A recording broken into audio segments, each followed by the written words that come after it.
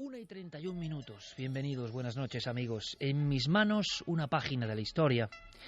Diario ABC, página 3. Opinión de ABC que causó un enorme revuelo en su tiempo, un tiempo ya olvidado, porque es el tiempo de Suárez. El tiempo, en mi caso, de la infancia. El tiempo inolvidable, quizá la patria más importante. El tiempo de una España que hoy también, dicen, se apaga. Nosotros estaremos muy atentos porque en la SER lo primero es la información y quizá en mitad del programa, ojalá no, ocurra el deceso de un personaje que alcanza el grado de símbolo. Pero ¿qué pudimos saber del ovni de Suárez? Una información que seguramente no tendréis en otros medios que hablarán quizá de lo más importante, de lo más esencial, de la política, del hombre, del símbolo, del tiempo. Pero nosotros somos un programa de misterios. Ocurrió el 25 de febrero de 1980. Pertenece a los documentos oficiales del Ejército del Aire, del Ministerio de Defensa español. Cerca de la vertical de Torrejón de Ardoz. El avión que llevaba al presidente Adolfo Suárez era un Mister, Escuadrón 401 del Ejército del Aire. Transportaba a varios miembros del gobierno, con Suárez a la cabeza, y volvían de Bonn, en Alemania. Era un viaje en representación oficial. Cerca de la medianoche, ya en territorio español, ese vuelo de máxima seguridad, ese vuelo oficial, observa una luz que tanto tripulación como pasajeros contemplan, incluso alguno se atreve a dibujar en una especie de primitivo croquis. Parece una esfera y a veces parece un misterioso cono en mitad del aire, como si alguien de origen desconocido persiguiera el mister del presidente Adolfo. Lo asombroso, y según consta en documentos oficiales, es que se percibió el eco radar, pero no había, y ahora estamos familiarizados por el caso de Malasia con estos términos. El transpondedor no emitía una matrícula, un código, era un objeto volante no identificado. Tras aproximarse vertiginosamente al avión, desapareció. Suárez lo comentó con sus más allegados. El presidente había vivido muchas cosas, pero quizá esta fue la más extraña. Nunca antes habías estado tan cerca de lo desconocido. Milenio 3. Cadena SER. Vais a escuchar muchas cosas, pero entramos en materia enseguida. Javi Pérez Campos, buenas noches, compañero. Buenas noches, Iker. Te ha sorprendido lo que comentaba Juanjo Benítez, porque ver hasta un poco más allá. Vamos a unir hasta mundos, si es posible, que parecen completamente diferenciados, completamente alejados, fronteras de universos completamente irreconciliables, y que puede que haya links entre ellos, ¿no? Absolutamente, fue de verdad emocionante poder hablar con Juan José Benítez durante varios minutos. Hablamos de muchos temas, pero fíjate, yo llevaba una pregunta en la cabeza desde el primer instante. JJ Benítez fue el que abrió la senda al mundo de los ovnis, el que normalizó ese tipo de fenómenos. ¿Por qué ahora da el salto al mundo de lo que él llama resucitados, personas, difuntos que se aparecen después en ocasiones para dar un mensaje? La pregunta entonces era obvia, Iker. ¿Crees que existe alguna relación entre los humanoides, seres de otros planetas, y estos resucitados? La respuesta de verdad fue emocionante. Solo queda una cosa antes de empezar este viaje extraordinario. Vías de contacto. Pues como siempre, abiertas las líneas de contacto en las redes sociales, en Facebook, en Twitter y en Google+. Nos tienen que buscar como Nave del Misterio, y también nuestro mail, milenio3 con número @cadenaser.com. Estamos todos, son la 1:41. Es noche intensa de misterio. Somos Milenio 3. ¿Comenzamos? Comenzamos. 1:42 y nos vamos al 18 de enero de 1942, cerca del río Volkhov. Tercera compañía de zapadores. Un hombre que se llamaba Miguel París y que era voluntario de la División Azul.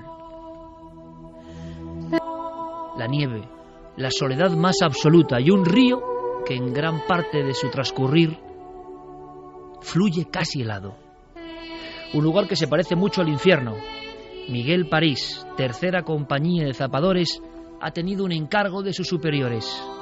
Tiene que llevar una munición, un paquete explosivo, algo peligroso, trilita.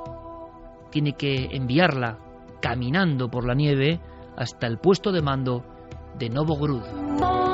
Se están librando batallas claves para la Segunda Guerra Mundial, batallas claves para la historia, pero él es un hombre solo, natural de Zaragoza, en mitad del desierto desolado y blanco. Él no sabe que está a unos segundos tan solo de encontrarse con el mayor misterio de su vida, algo que jamás pudo olvidar. Cae la noche y con la noche una granada que impacta directamente en el rostro de Miguel París, que prácticamente le deja sin media cara, que lo desfigura. Pero la providencia, el destino, quién sabe, hace que este hombre siga en pie, que mire hacia el enemigo, no ve nadie. Algo ha ocurrido, un impacto lejano, quién sabe si incluso fuego amigo. Pero lo que recuerda muy bien Miguel París, tal y como contó a Benítez en 1968, es que el hielo y la metralla le habían roto no solo el físico, sino el alma, pero él deambulaba, buscaba una salida, creía en ese instante que en mitad de la estepa, tan lejos de su Aragón natal, iba a morir como un soldado. Y fue en ese instante concreto, en ese preciso momento de la angustia, del cruzarse de brazos, del prácticamente rendirse, del tener conciencia de que en mitad de la nada vas a morir, cuando escuchó una voz a su espalda, allí donde no había nada ni nadie, allí en mitad de la sangre, los trozos de metralla y el hielo mezclado con la sangre, una voz clara, una voz que él reconoció, una voz de un amigo, Miguel. Él no tuvo ningún tipo de sospecha ni de duda. Se giró y ahí estaba su viejo amigo, un amigo al que hacía meses que no veía, porque la compañía de zapadores lo había enviado a otro destino con balas, con metralla, con sangre, con nieve. Hacía tiempo que no veía a su amigo Francisco Bacaicoa. Coincidieron también en la academia e incluso en su tierra natal. Era lo mejor que le podía suceder, en mitad de la muerte, encontrarse con la voz de un compañero. ¿A dónde vas?, le preguntó, con voz firme, como si no fuese consciente de lo que estaba pasando. Al blocado, respondió Miguel París. Era su salvación, era el lugar donde podía recibir cierta ayuda, quizá. Tira por aquí. Y entonces, durante varios minutos, en la noche, sangrando, la cara desfigurada, pero él perfectamente consciente, siguió al amigo, que dejaba huellas profundas en la nieve. No era nada extraordinario, era un amigo en el momento justo. Cuando llegaron a un desvío, le dijo, tira por ahí, porque yo continúo. Tiempo después, Miguel París, impresionado, se recuperaba de unas heridas en batalla. Es entonces cuando alguien le hizo saber un dato imposible. El suceso había ocurrido el 18 de enero de 1942, pero entonces Miguel, asombrado, lleno de angustia, de terror, quizá de tristeza, se dio cuenta de una cosa que venía en los partes oficiales, un parte que llegó a sus manos casi por casualidad. Ahí venía un nombre, Francisco Bacaicoa, pero había muerto el 10 de noviembre de 1941, en el río Volkhov. Había salido a su paso, le había ayudado y llevaba 3 meses en el mundo de los muertos, en el más allá. París pensó que todo era un error, que no podía ser, y entonces se encaminó a un lugar que le indicaron. Curiosamente era un lugar que no estaba muy lejos del encuentro, de aquella voz, del Miguel, pero allí se levantaba una especie de monolito. Los soldados de la División Azul llamaban a esa especie de escultura de piedra la Casa de Dios, porque allí un mortero había matado a un soldado, Francisco Bacaicoa. Junto a él, otro compañero de nombre Durán. En su homenaje, esas pequeñas piedras en mitad de la nieve. Su tumba estaba justo, prácticamente en el punto donde esa voz le vino a salvarlo. El propio Juanjo Benítez nos comentaba que había una estadística. Después de 40 años de investigación de este tipo de encuentros con ¿qué? Resucitados, fantasmas, enviados, visitantes. ¿Quiénes son? ¿Son alucinaciones?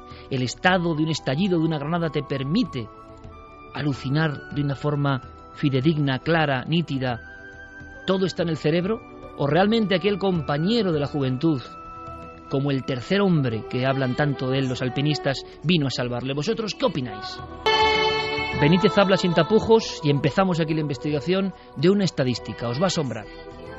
Yo he hecho una estadística que no he incluido ahí en el libro. Más o menos hay un 20% de casos donde el resucitado, para entendernos, de alguna manera salva la vida de la persona, del testigo. Hay luego aproximadamente alrededor de un 40% de casos donde les transmiten que están muy bien, que están en un sitio estupendo, que no hay enfermedades, que no hay muerte, que algún día nos vamos a volver a ver, que todo va a ser estupendo y bonito. Y luego hay otro 30-40% final que es absurdo, que el tipo que se presenta, el muerto, viene para decirle a no sé quién que hay que poner una cortina en no sé dónde. Bueno, pues casos de este tipo que no tienen ningún sentido. Yo luego, analizando, reflexionando, llego a la conclusión de que todas esas intencionalidades se reúnen en una sola, que es dar cuenta de que la vida no es así. Ese es el mensaje que defiende JJ Benítez, como han defendido otros clásicos, Raymond Moody, el propio Dr. Gaona, amigo de este equipo. Estoy bien, es un título que realmente define el mensaje quizá tipo de estos que vienen del otro lado. Sería un mensaje esperanzador. Vamos a descubrir más cosas esta noche donde nos adentramos en ese enigma, los visitantes.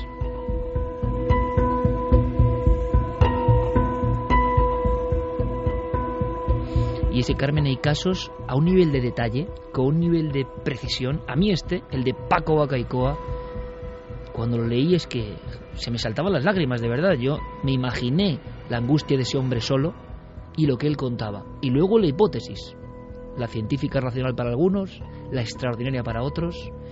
El ambiente hospitalario, evidentemente, entre la vida y la muerte, ha sido muy, muy, muy proclive a este tipo de incidentes. También se recogen en este estudio de Benítez sucesos para dejarnos sin habla. Hay un caso que Juanjo puede investigar y además una serie de casualidades, como podrán leer en el libro, le llevan hasta el caso de una enfermera en el hospital de Balmes, en Sevilla, que es de los más extraños que yo he leído en todos los que se cuentan en este libro. Pongámonos en situaciones. Invierno, 1990, un supervisor de planta de ese hospital pues llega a la 1 de la mañana y tiene ganas de fumarse un cigarrillo en uno de los descansos. Comprueba que no tiene tabaco y decide subir a la 6ª planta. Llama al ascensor. El ascensor parece que venía del -1, de la planta subterránea, de la planta de abajo. Cuando se abren esas puertas del ascensor, ve que hay una enfermera dentro. Una enfermera que además él la conoce. Es más, cuando entra, la saluda, pues lo típico cuando te encuentras con un compañero a esas horas de trabajo. Sí que le extraña un poco, está como apoyada al lado de donde se marcan los números para acceder al piso. También le extraña que no le conteste, que cuando él saluda a esa mujer esta no haga ningún gesto ni ademán de contestarle, y su mirada perdida, que parece estar enfocada en la pared. Llegan a la 3ª planta y esta enfermera se baja. Precisamente tenía que ser su planta. Él sabía que esa enfermera era de maternidad y allí estaban los paritorios. Él continúa, se fuma su cigarrillo. Cuando baja, comenta con los amigos que se ha encontrado con Carmen en el ascensor y que estaba un poco rara. Dice, no sé, iría pensando en sus cosas. El caso es que los compañeros se quedan blancos y le dicen que eso no puede ser, que habrá confundido a la enfermera. Él dice que no, que era Carmen, que la conocía perfectamente, que se ha encontrado con ella. Y los compañeros le dicen que no puede ser, que Carmen había muerto hace unos meses por un problema cardíaco en otro hospital de Sevilla. ¿Por qué no lo sabía este supervisor? Él había estado haciendo unos cursos durante más de un año, las fechas precisamente en las que esa mujer perdió la vida.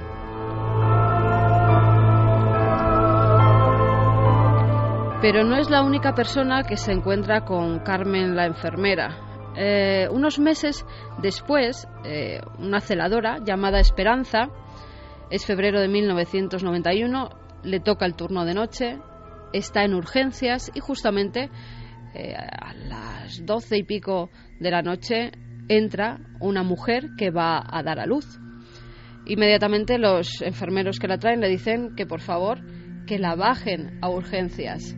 Carmen llama al ascensor, mete a la mujer para bajarla al piso -1 y antes de que se cierren las puertas entra una enfermera.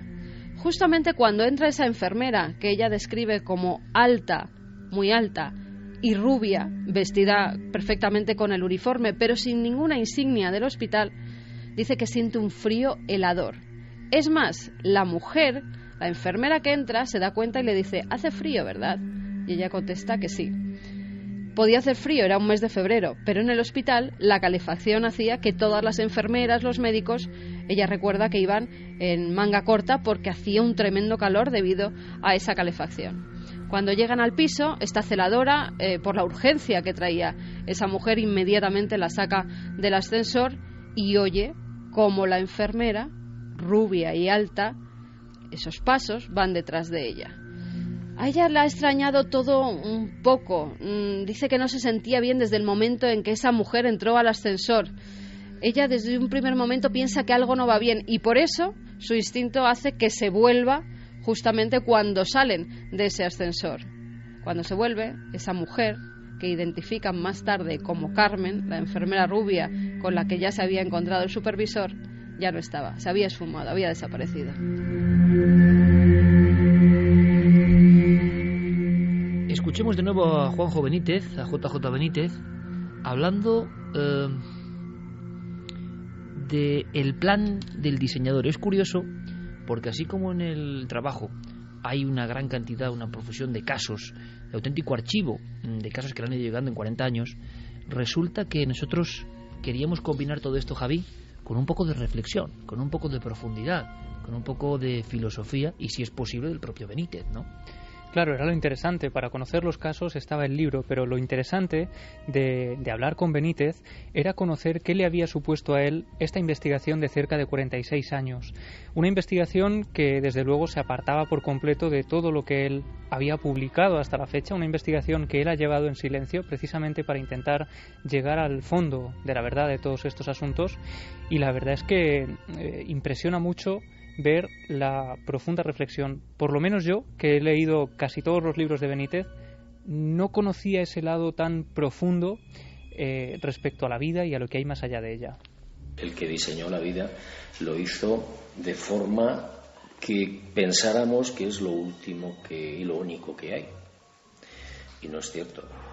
Pero es lógico que lo diseñara así para que uno viva la vida intensamente en la medida de sus posibilidades. Porque si tú supieras desde el primer momento que naces que hay otra cosa, que esto es un paso, esto es una experiencia, entonces quizás no lo viviríamos tan intensamente. Por eso, bueno, pues no hay que reprochar nada a quien lo ha diseñado, pero hay que saber que no es lo único.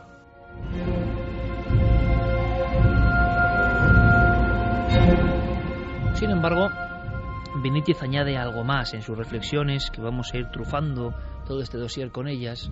La casuística, por un lado. Por favor, vuestras comunicaciones, vuestros casos, estamos esperándolos y están llegando a través de las redes sociales y de milenio3@cadenaser.com. Ser conscientes, por supuesto, de que esto es mucho más habitual, que al investigador le llegan casos, va compilándolos, pero es que esto ha ocurrido a muchísima gente en muchísimas ocasiones, y estamos hablando casi todo de casos referidos a nuestro país y a cierto momento, a una época, aparte del siglo XX y el XXI, es decir, a lo largo de la historia, estas entidades, los visitantes, ¿cuántas veces se han presentado? ¿Qué son realmente? ¿Son un anhelo, un espejismo de esperanza, dirán los más racionalistas, o hay información mucho más real? Siempre estamos como en el umbral. ¿Por qué hay este descrédito, ese pesimismo en la vida actual? ¿Por qué en los últimos años, décadas, me atrevería a decir, el nivel de escepticismo seguramente ha crecido? Hay componentes, hay elementos en la sociedad de hoy para que nos hayamos alejado de una idea que en el fondo es una idea presente. Mañana, por ejemplo, en Cuarto Milenio, luego os adelantaré cosas, vamos a ver unas máscaras impresionantes de 9.000 años antes de Cristo. Las primeras máscaras de la humanidad ya tienen que ver con ritos chamánicos, con difuntos que vuelven. Se pone el chamán la máscara del difunto que vuelve. Esa idea permanece. En los últimos años nos hemos ido desligando de ella, nos hemos ido separando. Benítez no está de acuerdo y lo comenta así. Yo creo que la propia vida es la que nos arrastra, ¿no?, a una situación que no es la mejor. La angustia, la crisis, los problemas, las prisas, los políticos, la corrupción, toda esa masa informe es la que termina por llevar a la gente a una situación de no creer en nada, de escepticismo muy importante, sobre todo lamentablemente de pesimismo, ¿no? Y no se presta atención a lo que verdaderamente importa, que es qué pasa después de la vida, qué pasa con lo intangible, qué pasa con lo invisible, qué pasa con los sueños. Pero bueno, yo creo que también es cierto que hay una minoría en el mundo que está peleando por eso, ¿no? Que está luchando para abrir las mentes de las gentes, como vosotros, y que, bueno, pues está tratando de dar todo lo que tienen para que la gente regrese, ¿no? al mundo mágico.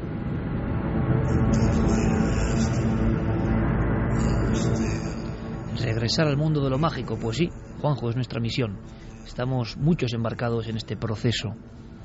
Un caso más antes de que Clara nos dé algunas claves sumamente interesantes, porque se puede hacer un esquema análisis que prácticamente se cumple en casi todos los casos. Vamos a descubrirlo, pero iba un caso más, como si fuese una diapositiva más en una larguísima filmación de años y años. Otro caso en el que, de nuevo, el testigo no es un familiar, porque en el caso de Marta es una señora que cuida a una anciana de 92 años, es diciembre de 2004, Florida, Miami. Esta enfermera llevaba ya varios meses cuidando a esa mujer, pues que se había puesto muy enferma y los hijos la habían contratado para que estuviera 24 horas con ella. La enfermera llama a una de las hijas, notablemente alterada, diciendo que o va para allá o que se va a encontrar la casa sola, con su madre dentro, porque ella no aguanta más, que se va y que no puede aguantarlo. Es tal la situación de angustia que tiene que ni siquiera por teléfono la pueden tranquilizar y la hija decide ir hasta el domicilio de su madre. Cuando entra allí ve que la enfermera ha recogido todas sus cosas y que la espera en la puerta porque quiere irse, quiere abandonar ese hogar. Intenta calmarla y así lo hace y le cuenta la historia. Esa misma mañana, hacía muy pocos minutos, ella, como hacía todos los días, había ido hasta el dormitorio de la señora que cuidaba para asearla, vestirla. Cuando entró a ese dormitorio se encontró con un muchacho. Estaba al lado de la cama de esta señora. Parecía que la estaba acariciando o consolando de determinada forma. Por lo menos estaba pegado a ella, parecía alguien familiar. No podía haber nadie en esa vivienda donde solamente vivían estas dos mujeres, pero enseguida lo identificó. Era el chico que estaba en una foto, una fotografía que esa anciana besaba y rezaba todos los días. Era la foto de su hijo muerto hace 13 años.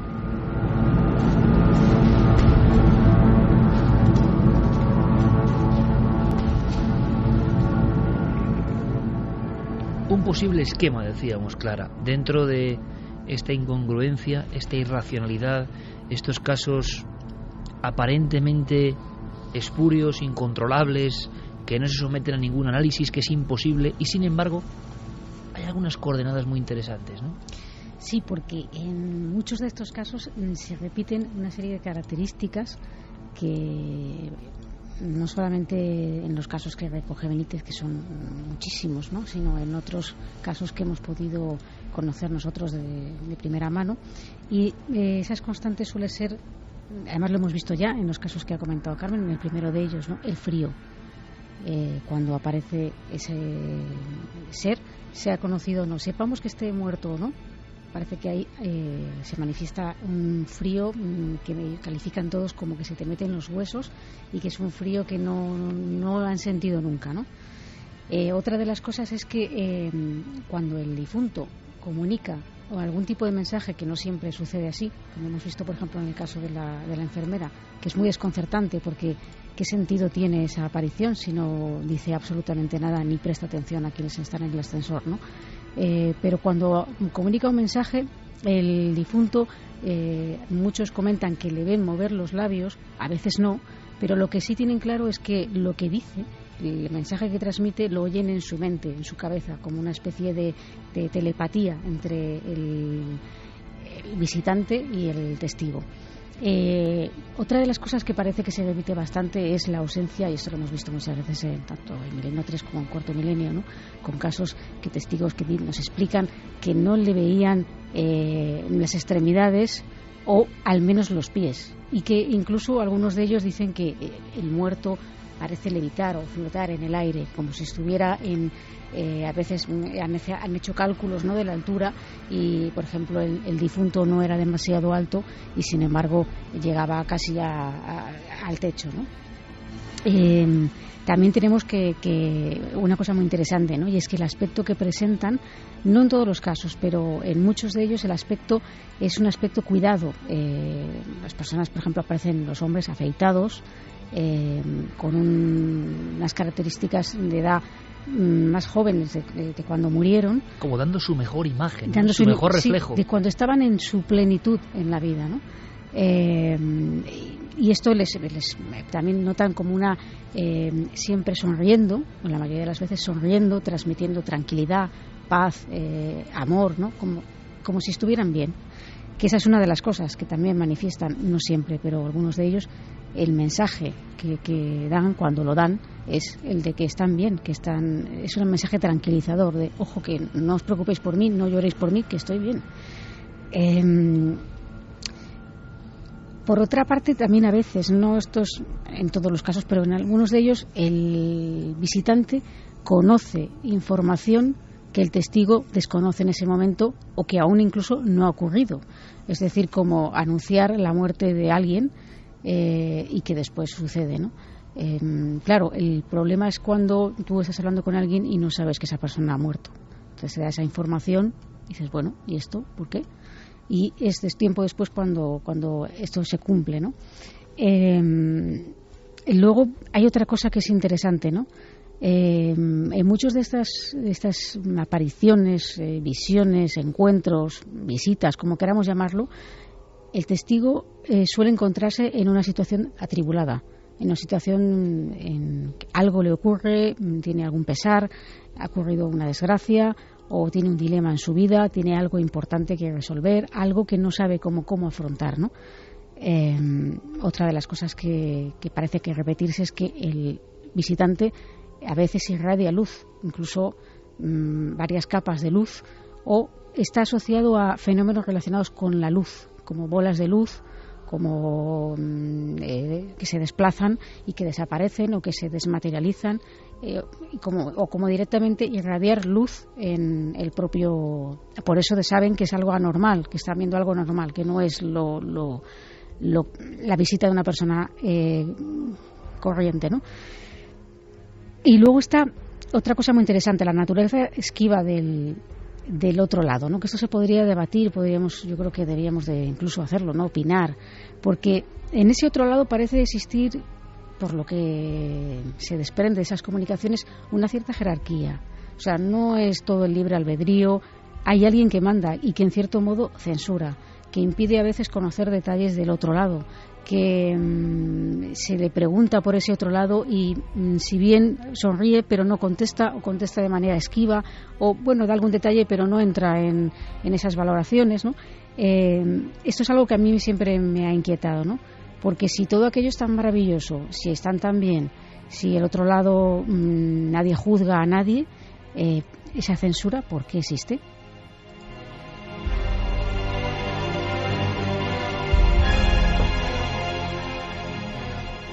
Ese último fragmento del esquema a mí me inquieta especialmente y da origen a una reflexión que empezaremos en unos minutos, que es interesantísima. Hace poco un buen amigo me contó un caso de una visión, no sé si surgirá esta noche o no, pero había una frase, una conclusión, que es que le va como anillo al dedo, ¿no?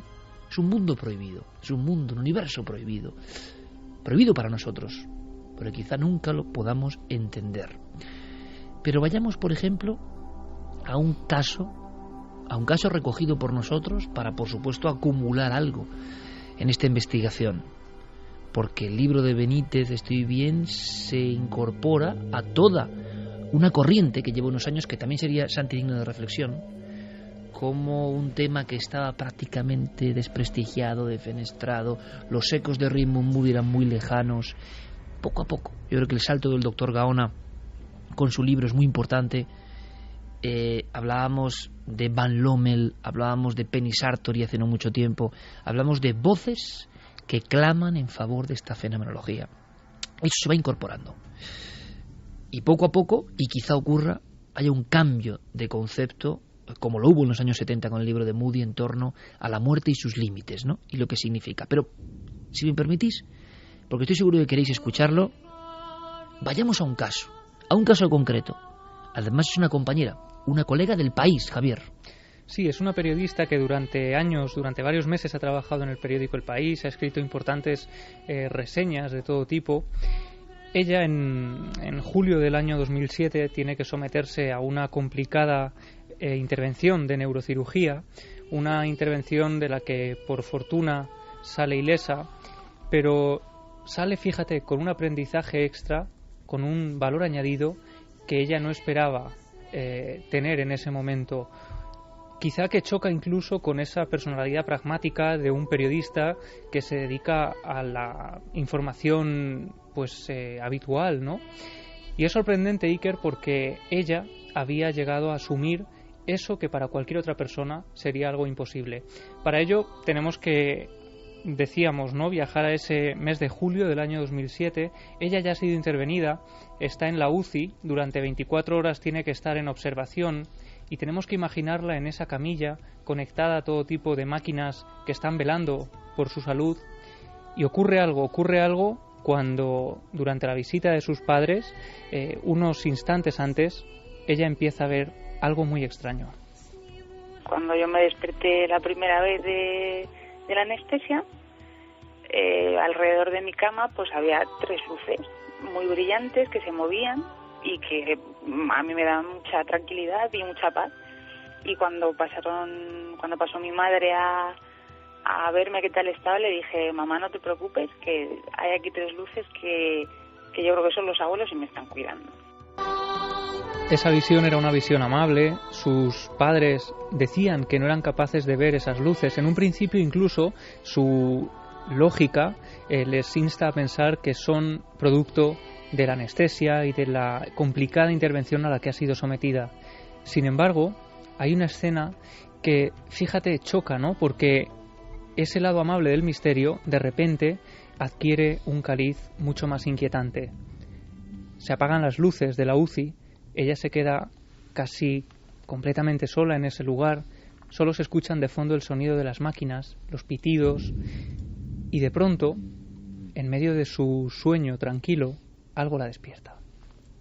Esto ya es lo que a mí me inquietó más, porque era ya de noche, ya habían apagado las luces de la UCI, solo se oían los sonidos de las máquinas, no había luz, y yo ya me iba despejando, ya era, pues yo qué sé, de madrugada, y de repente empecé a oír como un murmullo, un jaleo a mi alrededor, y no sé, que abrí los ojos y veía como sombras a mi alrededor y me asusté un poco, volví a cerrar los ojos hasta que noté como alguien se sentaba en el pie de la cama. Vi a un señor así como años 50, fumando, con un sombrero de hongo y un niño. Y pues voces así de fondo. Y de las voces decían que me tenía que quedar con ellos. Y el niño que sí, que se quede con nosotros, que tiene mucha fuerza. Y el señor decía: es que tiene demasiada fuerza, esta no se va a poder quedar. Las conclusiones obviamente son personales mías, y la primera es pues la de las luces. Yo notaba ahí protección de gente que me quería y que no estaban, que eran casualmente 3 luces y eran 3 abuelos los que había perdido ya. Y luego, respecto a las otras, me daban lástima. Me dieron lástima porque me daba la sensación de que estaban atrapados allí. Atrapados allí. Una experiencia de una colega que sigue dedicándose a las labores informativas y que se encuentra con esta escena complejísima, ¿no? Antes de reflexionar un poco y de hablar de ese universo prohibido que se esconde en la tramoya, en lo que está detrás de estos visitantes, en lo que está detrás del reflejo que se aparece, aunque sea en una ráfaga, porque imagino que hay muchas cuestiones, muchas opiniones y espero algunos casos. Pues sí, ha habido algunos casos. Por ejemplo, nos contaba Ariadna Abel: mi experiencia cambió mi vida. La verdad es que es difícil reducirlo a unas cuantas líneas. Al morir mi abuelo lo pasé muy mal, estaba muy unida a él. Una mañana, después de algunas semanas de su muerte, había quedado con mi madre y mi tía para ir a dar una vuelta a primera hora. Para empezar, a ninguna de las tres nos sonó el despertador, cada una en diferentes casas. Yo soñé con mi abuelo sentado en mi jardín con un pañuelo rojo en el cuello y el sol de la tarde dándole en la cara. Además, el sonido de niños jugando. Miré al suelo y encontré una pieza de un material que para él y para mí era importante. Dice que en él había una letra insegura y se leía: no te preocupes, todo te irá muy bien, la vida será maravillosa. Yo estoy muy bien, he encontrado la absoluta felicidad. A partir de esa mañana mi vida cambió para bien y sé que eso lo hizo mi abuelo. Un abrazo para todos y felicidades por vuestro gran trabajo tan inspirador. En este caso, incluso un mensaje escrito. María José Pulido dice: el ser humano se prepara en el vientre materno para su vida en la tierra y en la existencia. Nos preparamos para el otro mundo. Nos contaban también: buenas noches amigos, no hace mucho tuve un sueño bastante lúcido, más bien diría una conversación con mi padre, fallecido hace casi 6 años. En dicho sueño le vi asomado de espaldas por una ventana mirando al horizonte. Él se dio la vuelta y llamándome por mi nombre me dijo que no me preocupara, que él estaba muy bien, pero que sería la última vez que le vería. Cuando desperté al día siguiente tuve una sensación de paz y tranquilidad como nunca, porque esa conversación con mi padre me permitió saber lo que siempre le pedí desde que se fue, que se pusiera en contacto conmigo para saber cómo estaba. Muchas gracias, milenarios. Dolores Almendros dice: mi tía tenía una amiga del alma que se fue a vivir a otro pueblo y no se volvieron a ver. Un día se le apareció una persona, pero no identificaba ojos, nariz, solo labios. Y ella decía que le parecía que era alguien conocido, se le parecía a alguien. Al día siguiente le dieron la noticia que su amiga había muerto. Vino a despedirse de ella. Reyes dice: en el Virgen del Rocío de Sevilla había una enfermera que hacía análisis de sangre. Lo malo es que estaba muerta.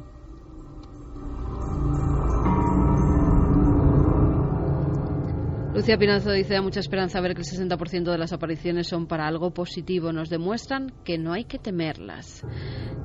Secciones Chef nos escribe desde Guatemala, nos dice: maestros, todos les saludo desde Guatemala, tierra de los grandes mayas, su amigo César Vázquez. Respecto a este tema de los regresos de difuntos, hay una creencia y una tradición que menciona que a veces regresan a visitar a sus familiares con la intención de ayudar, salvar a alguien o tan solo decir: déjenme, estoy bien, y se acostumbra a dejarles vasos de agua para que alivien su sed. En el caso de mi padre, 4 meses después de fallecer, mi hermana, se le apareció él a ella. Ella era doctora y le dijo: te amo padre, cuida a mamá, su corazón no está bien. Luego se fue caminando y exacto, mi madre sufrió un infarto. Gracias a Dios se recuperó, pero él asegura que pasó por no creerle. Saludos y bendiciones. 2:18. Benítez hablaba también, te comentó un elemento importantísimo, Javier, como son los sueños. Sí, la importancia de los sueños. Y fíjate, yo creo que es uno de los elementos más marginados que hemos dejado de lado por completo, a los que cada vez prestamos menos atención, y sin embargo hay casos sorprendentes hasta el nivel de resultar increíbles, ¿no? Porque en el fondo son experiencias que llegan a salvar vidas o que pues son premonitorios y también anuncian la muerte de algún familiar querido. En fin, los casos que trae JJ Benítez, como digo, son tremendamente sorprendentes por eso. Sí, es muy importante los sueños, especialmente los sueños que yo llamo informativos, ¿no? Donde, caramba, pasan cosas que son asombrosas. Yo recuerdo, a mí me empezó mucho una señora que tuvo 2 sueños seguidos en los cuales vio a una abuela suya muerta y a una vecina también muerta. Entonces, en el primer sueño la abuela no llega hasta ella, estaban en una calle, venían avanzando hacia la chica, pero la abuela se da media vuelta y desaparece. Y en el segundo sueño sí llegan las dos, por la misma calle hasta la muchacha, y entonces la chica le dice que por qué el día anterior no había hablado con ella, porque había desaparecido. Y en el sueño le dice: fui a hablar con una persona muy importante y me dijo que lo que tiene que pasar, tiene que pasar. Entonces ella se despierta como a las 7 de la mañana y a las 12 muere un niño que tenía de 14 meses de meningitis. Claro, ella automáticamente relacionó, ¿no?, el sueño con la muerte del niño. ¿Cómo se puede explicar eso? Es decir, hay un mundo, ¿no? Ahí Hay una realidad que está disfrazada en el mundo de los sueños, pero que es real.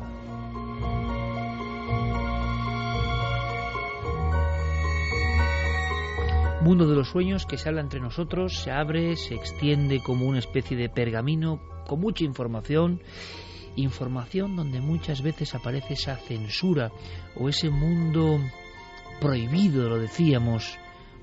Clara lo reseñaba clarísimamente. Da la impresión, después de muchísimos casos analizados, que no se permite dar toda la información, que vienen para trastocar nuestro mundo, pero sin embargo tampoco son muy claros. Recibimos al visitante, de la forma que sea, pero tampoco adquirimos la información exacta, fidedigna, que nosotros deseamos y anhelamos como especie de saber que hay al otro lado. Estos visitantes son muy desconcertantes en su forma de proceder. Sí, porque además a veces, precisamente en lo que estamos hablando del tema de los sueños en nuestra cultura sobre todo no se le presta una especial atención. Es decir, lo que has soñado lo has soñado por X o por Y. Y oye, y es verdad, muchísimas veces los sueños proceden del inconsciente. Para mí hay casos que se pueden hablar que sí que para mí tienen una explicación y tienen una lógica y tienen una razón de ser y tienen un detonante, ¿no? Pero a veces hay sueños de esa naturaleza que ofrecen una información que la persona no puede conocer o no conoce y no hay forma de que la conociera.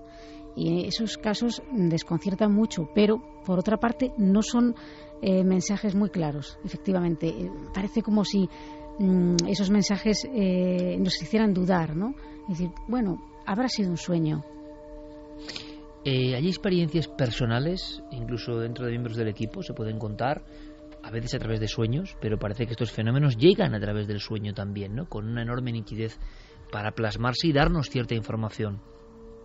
Santiago Camacho, que aunque sea puede contarnos a retazos, tiene una experiencia con una frase que me parece muy impactante. ¿Por qué? Porque define muy bien ese criptomundo, ese mundo que no queda claro, que por cierto, si lo traspolamos a otros mundos del misterio, a otras patas del misterio, pues fíjate, muchos amigos estarán pensando, y cuando se graban supuestas voces de ese otro lado, la verdad es que el significado es igual de extraño, de censor, de incompleto, de inconexo, de incomprensible para nosotros, aun cuando hemos sido muy conscientes de que hemos grabado eso y de que eso no podía estar ahí, pero el resultado no es. Uno piensa, ya que hay voces, si es que las hay, que dan una comunicación o dicen algo, podían explicar de pe a pa informaciones fundamentales para el ser humano, pero no, lo que llegan son como ecos sueltos, retazos sin conexión, sin conocimiento objetivo, es decir, no parece nada racional lo que hay ahí. Y en esa experiencia, Santi, que tú resumías fantásticamente, se expresaba perfectamente ese mundo prohibido, ¿no? Pues sí, fue además, como decía Clara, a través de un sueño. Yo creo que recordaré de toda mi vida, pues a lo mejor me esfuerzo mucho, creo que 10 sueños a lo sumo. Y supongo que debe de ser porque fueron especiales de alguna forma, y este lo fue. Por razones que no vienen al caso, posiblemente el ser humano con el que más unido he estado en toda mi vida ha sido con mi abuelo. Mi abuelo fue una figura muy especial para mí y además falleció pues siendo yo, iba a decir muy joven, no, siendo yo un niño. Tendría 9 largos o 10 cortos más o menos, unos 10 años vamos a poner. Y bueno, me acuerdo, mi abuelo estaba muy enfermo, estuvo en casa con una botella de oxígeno durante una buena temporada y finalmente se lo llevaron al hospital. Yo me quedé unos días en casa de unos vecinos cuando una noche, me acuerdo perfectamente que era un sábado por la noche y echaban una serie que se titulaba El Inmortal, que además a mí me encantaba. Esa noche sonó el teléfono y automáticamente supe que antes de que se descolgase, supe que era la noticia de que mi abuelo había fallecido. Pues mi familia decidió evitarme pues todo el tema de los sepelios, de capillas ardientes, etcétera, etcétera, Y cuando regresé a casa, pues todo era una estricta normalidad, solo que sin mi abuelo. Cuando no fue la primera noche, a lo mejor pasó una semana, y fue uno de esos sueños especiales. Yo los llamo especiales porque son sueños que tienen toda la panoplia sensorial. Es decir, son sueños con tacto, con temperatura, en color, o sea, era la vida. Aunque en cierto sentido sabía que estaba soñando, y lo vamos a entender muy bien enseguida. Yo me levantaba de la cama y era el amanecer. Y era un sueño que probablemente estaba transcurriendo en ese amanecer, porque me dirigía al salón y por el ventanal de la terraza entraba esa luz azulada típica del amanecer, y en un sillón, en su sillón, estaba sentado mi abuelo. Mi abuelo, además, era un hombre muy serio, tenía una forma de vestir muy, muy extremadamente formal. Siempre vestía de traje, siempre llevaba un bastón, y así estaba. Y de estas cosas que en los sueños lo más anómalo te parece lo más normal del mundo. Y yo me acuerdo que le saludé y le dije: hola, oye, ¿qué haces aquí? ¿Tú estás muerto? Dice: ya, pero bueno, no habíamos tenido ocasión de despedirnos, y nada, pues ya me voy, y no quería irme sin dejarme una despedida. Y bueno, no recuerdo exactamente, tampoco fue una conversación larga, no recuerdo exactamente en qué términos, pero hubo una cosa que la llevo grabada desde aquel día, y que cuando te lo conté efectivamente te causó muy viva impresión, sobre todo por la frase, porque claro, con la inocencia de un niño le dije: bueno, ¿y cómo es aquello? Cuéntame. Y entonces mi abuelo se puso súbitamente muy serio, y me dijo: eso es prohibido. Por eso yo quería que Santiago confesase un poco esta historia. Ha sido un atraco en vivo, porque yo no sabía si Santiago quería contarlo o no. Pero creo que es importante, porque esa frase resume tantas cosas. Es un titular perfecto, periodístico, resumidor, de todo lo que parece que llega de ese mundo. Fíjate que además a mí siempre me ha impresionado, yo sé cómo habla mi abuelo, o cómo hablaba, y ese era darle un énfasis muy especial. No es está prohibido, era algo por encima de está prohibido, o sea, eso es prohibido. Era tan impactante que la verdad me llamó la atención. Y fíjate que hace muy poco, hace un par de años, volví a soñar con mi abuelo, y con una de las cosas que también ha mencionado Clara. Yo acababa de pasar una etapa bastante atribulada de mi vida, y soñé otra vez con mi abuelo. Pero ya no era ese tipo formal, de traje, de bastón, etcétera, etcétera. Iba en mangas de camisa, con tirantes, mucho más joven, muchísimo más joven, tanto que costaba reconocerle. Era él, indudablemente. Y volvimos a tener esa conversación natural de: bueno, ¿y tú por aquí? Dice: no, pues he pasado a ver qué tal va todo y esas cosas, y más o menos le estuve contando lo que había sido de mi vida, y nos estábamos riendo juntos como dos colegas más o menos de la misma edad, porque tendría más o menos, sí, aparentaba tener unos 40 y tantos en aquel momento, y me decía: bueno, pues si todo acaba bien, tal, estupendo. Pero me llamó mucho la atención ese cambio de atuendo, y le digo: ¿tú qué tal? Dice: pues ya ves, he hecho un chaval. Los sueños como forma de conexión que nosotros pensamos que por tanto no son válidos, no son objetivos, y que están ahí como una comunicación. No son casos tan evidentes, ¿no?, como los que se han visto en plena vigilia, porque dentro de la clasificación que ha elaborado Clara hay también dualidad. Vamos muy rápido, Clara, con eso, antes de saber de un caso que me ha impresionado con una mascota de por medio, con un perro de por medio, que también nos va a impresionar. Dualidad permanente, ¿no? Sí. Conocimiento, desconocimiento, mensaje, no mensaje. Cuéntanos, Clara. Sí, bueno, aquí yo creo que la clasificación puede ser muy variada, tanto como los testigos, pero sí que hay unas cosas que parece que son importantes reseñar. Es decir, ¿el testigo sabe que está viendo a alguien que ha muerto o no lo sabe? porque para mí hay una diferencia fundamental entre saberlo y no saberlo, ¿no? Es decir, el saberlo te puede causar un temor o te puede causar una alegría, según sea el caso. Y también hay un condicionante ahí, ¿no? Pero si tú no lo sabes, si tú hablas con alguien y resulta que te enteras después que esa persona no está ya entre nosotros, para mí tiene un valor añadido, porque la persona no puede tener esa información de otra forma, ¿no?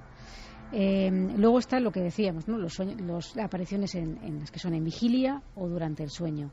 Las de la vigilia parece que a todo el mundo le causan como más impresión, o que les dan como más validez, ¿no? El hecho de estar despierto en plena uso de tus facultades, incluso a veces a plena luz del día, ¿no? En un parque o en un sitio que bueno, pues que parece que es poco probable que se dé las alucinaciones que se dan durante esos momentos previos a quedarnos dormidos o en esos momentos de despertar, ¿no? Luego está si existe vínculo emocional o no hay un vínculo emocional. Vemos que hay casos en los que el vínculo emocional es importante, se querían o por lo menos se conocían, eso ya es importante, y casos en los que no existe este vínculo. Incluso los testigos no saben de con quién están hablando, no tienen ni idea de que esa persona, no saben quién es, incluso a veces el propio visitante es cuando le manifiesta su nombre, su apellido, porque quiere que comunique presuntamente un mensaje a otra persona sin tener ni idea de quién es. Luego está lo del mensaje. A veces hay mensaje, otras veces no lo hay, y hay casos en los que el testigo desea el contacto fervientemente con esa persona que sabe que ya ha muerto, es decir, pues alguien importante en su vida que quiere saber cómo está o que le dé una señal de si existe algo al otro lado. Eso es muy típico, eso de todos conocemos a alguien que, en fin, pues hemos hablado en algún momento de, pues si te vas antes que yo, por favor, hazme una señal, ¿no? Me da la impresión de que esos casos casi nunca se cumplen, ¿no? Cuando hay un pacto de ese tipo, pocas veces hay fenomenología de este tipo. Este tipo de encuentros tan claros suelen ser por personas que no lo esperan. Claro, exacto, son personas que no lo esperan. Como todo en el misterio, ¿no? En momentos verdaderamente absurdos y en lugares, si nos fijamos a veces, donde el testigo no tiene escapatoria. Pero esto no es una lección, compañeros, en el fondo del misterio. Es decir, cuando uno busca un ovni y no lo encuentra, jamás. Y ya puede ir con la NASA. Sin embargo, lo encuentra en el momento más inesperado. Cuando uno busca un fenómeno extraño dentro del mejor lugar, todo acondicionado, no lo encuentra. Porque es el misterio el que parece imponer su ley, no la persona. Y entonces quien hace una especie de trazo grueso diciendo lo sencillo y lo fácil, ¿no? Oye, si te vas, dime cómo. No conozco muchos casos donde ello luego se haya producido, ¿no? Es decir, las normas del misterio son como muy grandes para el ser humano, y siempre parece que el encuentro se produce, o los encuentros más importantes, espontáneamente, inesperadamente, aunque sean con personas con un vínculo, ¿no? Pero os quiero decir, parece que no hay un plan, no hay una preparación, que nosotros no podemos condicionar al otro lado. Vamos a hacer una cosa. Hay un caso que creo que es el del perro negro, que es impresionante. Sí, hay un caso, como decía Clara, hay algunos casos en los que la persona que tiene ante sí al fallecido no sabe que ha fallecido porque ni siquiera lo conoce. Estamos en el año 2009, es una localidad andaluza. Cari, que es la testigo, sale de su casa como hacía a menudo para dar un paseo, da un paseo por el parque y encuentra que en pues no había absolutamente nadie más que un señor con un perro. Es más, ella se dirige al señor porque ese perro negro era muy grande y en un primer momento la asusta y le dice que por favor que coja bien a su perro porque está pasando al lado y que teme que le haga algo. El señor le dice que no se preocupe, que es un perro muy bueno, que es muy fiel, y entablan una conversación. Poco a poco van andando por ese parque, se van contando su vida. Cari dice que no sabe por qué se abre mucho a este señor porque le transmite mucha paz, mucha calma, y entonces le empieza a contar su vida, pues que hay algunas cosas que van mal, que está triste. Llega un momento en el que incluso se pone a llorar porque pues en ese momento la vida no iba tal y como ella deseaba.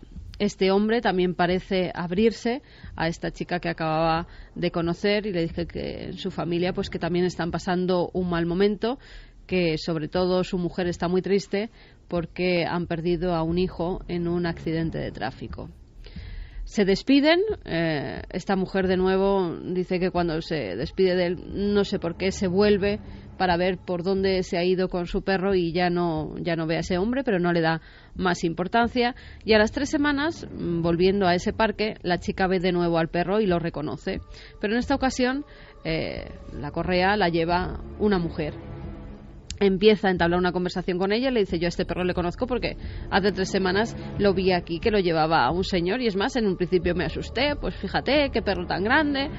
Y la chica le dice: no puede ser, ese señor que me está describiendo no podía estar paseando hace 3 semanas aquí al perro, porque según me lo describes, mi padre, y mi padre lleva ya varios meses muerto, se mató con mi hermano en la carretera de Sevilla a Huelva en un accidente de tráfico. Decía y comentaba Clara en ese esquema que había varios elementos importantes y extraños que vertebraban este tipo de incidentes. Bien, hay algo más extraño todavía, y que Javier Pérez Campos le preguntó a JJ Benítez. Lo decíamos al principio, da la impresión de que el misterio en general se comporta así, que si analizamos las cosas fuertes del misterio, profundas del misterio, o los ecos del misterio que nos llegan hasta nosotros, todo está envuelto de esa célebre campana de irrealidad y nada parece lógico. Es decir, nuestra racionalidad, nuestra objetividad, las leyes que gobiernan nuestro mundo parece que tienen muy poco, que no son especulares, que no ocurren al mismo tiempo en el otro lado, que del otro lado viene todo mucho más desmembrado o más ilógico, o que no lo entendemos, aunque sea un mensaje de esperanza el que llegue. Me sorprendió muchísimo porque no me esperaba que fuera a ser esa la que él me dio. Era un poco hilar dos mundos, como se hizo, por ejemplo, en Realidad Daimónica, ¿no? Un libro que aunaba todo tipo de misterios aparentemente inconexos entre sí y que de repente parecía que existían unos hilos que unían esos mundos. Yo, fíjate, cuando lees, por ejemplo, algunos casos que Benítez cuenta, por ejemplo, en la 5ª columna, y lees otros de resucitados, en Estoy bien, parece que en ocasiones existen ciertos vínculos entre esos seres humanoides que parecerían proceder del espacio y estos que vendrían de un más allá. Al hacerle esa pregunta a Benítez, desde luego la sorpresa fue mayúscula con su respuesta. Yo creo que hay más conexión de lo que creemos. Y no es una cosa de ahora, ¿no?, porque haya salido el libro, no. Es algo que yo vengo observando desde hace muchos años. Hay casos de presencia de tripulantes de ovnis, de naves, que tienen el mismo comportamiento que los resucitados, que aparecen y desaparecen de la misma manera. Es decir, que hay ciertos hilos que los unen, pero que es muy difícil de demostrar. No es fácil decir esto es así, no, es una sospecha. Yo recuerdo un caso de una persona que tiene un problema en un hospital y se ve fuera del cuerpo y se ve cómo entra en un campo, en una nave, en un objeto que está posado en tierra. Hay mucha gente como ella, seres humanos, y hay 2 seres muy altos, muy grandes, con unos buzos, en fin, la típica vestimenta, ¿no? Y le dicen, uno de ellos le dice a la mujer esta, le dice: no es el momento, tienes que volver. Y entonces ella no quiere volver porque está muy bien, está muy a gusto, y la empujan fuera de la nave. Bueno, es una sospecha, no nada más. Decir, bueno, ¿qué tiene que ver el fenómeno ovni con todo esto? ¿Por qué cuando hay una gran catástrofe, un terremoto, aparecen las naves, aparecen los objetos por allí? Sospechas inmediatamente que tiene una relación. Es decir, no sé si son recogedores de almas o qué, pero que hay más vinculación de la que pensamos. Yo no sé tampoco nada, absolutamente. No sé nada de nada, pero sé lo que es un buen titular. Y Benítez también. Recogedores de almas. Yo jamás había escuchado esa expresión. Quizás sea, para los puristas del misterio, de la filosofía, la antropología o la leyenda o el mito y el folclore, una aberración. No lo sé. En el fondo es unir mundos. ¿Quién sabe? Santiago muchas veces ha hablado de este absurdo dentro del absurdo. Aunque aquí hay una auténtica pica en Flandes, la sensación de que hay, como vamos a ver algunos casos, donde ambos mundos, como si fueran el destello de uno mismo, se complementan. Los casos que recoge Juanjo en Estoy Bien precisamente parece una de esos dos mundos de los que hablabas. José es un reumatólogo que vive en Estados Unidos, es un médico. Su padre, que también se llamaba José, en este caso José Joaquín, también era médico. Fallece el 6 de septiembre de 1998 a las 5:30 de la madrugada. Su hijo está con él hasta el último momento, dice que le acompaña hasta las 8 de la mañana. A eso de las 12 del mediodía va a casa de su madre, que está enferma de Alzheimer, se reúne allí con sus hermanos. Y en un momento dado, su madre dice que está cansada y que quiere sentarse en un banco que tienen ahí en la casa. Al parecer, en esa vivienda hay unas galerías de cristal y justo cuando él está ayudando a sentarse a su madre, ve que hay una gran luminosidad a través de esos cristales de esas galerías. Inmediatamente, cuando sube la vista, ve a su padre. Hacía 7 horas, cuando tiene la visión, que había fallecido. Él se queda perplejo porque detrás de su padre ve como una especie de media naranja, de media cúpula, una semiesfera de color muy blanco y muy luminoso, pero dice que opaco, porque los coches que había aparcados detrás en la calle y que se veían a través de la cristalera, con esta media esfera no se veían, por eso sabe que es algo físico y opaco. Su padre está entre el cristal y esa media esfera, sonríe. Está más joven de lo normal, dice que aparenta unos 45 años cuando murió con 82, y que además sonríe, y sonríe mucho, parece estar feliz. Hace un saludo con la mano izquierda y les tira un beso, y con la mano derecha, en el último momento, también la sube, la alza y se da media vuelta y parece que se introduce en esa semiesfera. De repente todo eso se diluye en el aire. No sabe este médico racional, ya de por sí un científico, cómo ha tenido esa visión. Por supuesto sabe que no es una visión, sino que es algo que ha visto, que de verdad se ha dibujado delante de él. Y él, en el libro, lo apunta Juanjo, se pregunta, bueno, ¿era una semiesfera o era una puerta hacia el otro lado? ¿Qué opináis de esto en concreto, compañeros? Porque yo, ¿sabéis? Me venía, que no tenga nada que ver como en este mundo. ¿Os acordáis del un poco tenebroso cuadro El triunfo de la muerte? Creo que el viejo, y van los esqueletos, los muertos, van siendo conducidos hacia grandes naves, unas naves que están medio flotando y que tienen unas grandes compuertas. Se interpreta de muchas formas, porque claro, al ver tantos esqueletos uno piensa que es el más allá, pero en un aspecto un poco tenebroso. También da la impresión de que son grandes barcos que llevan las almas. Los barcos y las almas siempre han estado unidos, ¿no?, en la antigüedad. Quién sabe si es una transformación del arquetipo moderno de los viajeros al otro lado y alguien ve ovnis, pero desde luego esto que contaba Benítez y esto que aportaba Carmen de su archivo, yo creo que es de lo más raro, ¿no?, que yo he escuchado. Fenómenos celestes en los cielos donde parece que la imagen arquetípica y casi antigua de la esfera de luz de los ECM se ha convertido en un objeto volante no identificado.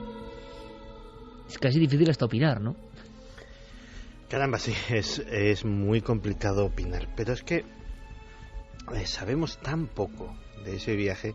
Fíjate que una de las cosas que nos llevaban delante, de las muchas cosas, más de las que creemos que nos llevaban delantera en civilizaciones más antiguas, es que se intentaba investigar de forma casi científica sobre ese viaje. Nos dejaron libros como el libro tibetano de los muertos, como otras guías de otras culturas, en las cuales pues efectivamente siempre había guías, siempre había conductores, desde la figura mítica de ese Caronte que transportaba a los difuntos en su barca, hasta incluso mucho antes, cuando se pensaba que eran los animales carroñeros, los buitres, los cuervos, los que conducían a los finados en su camino al más allá.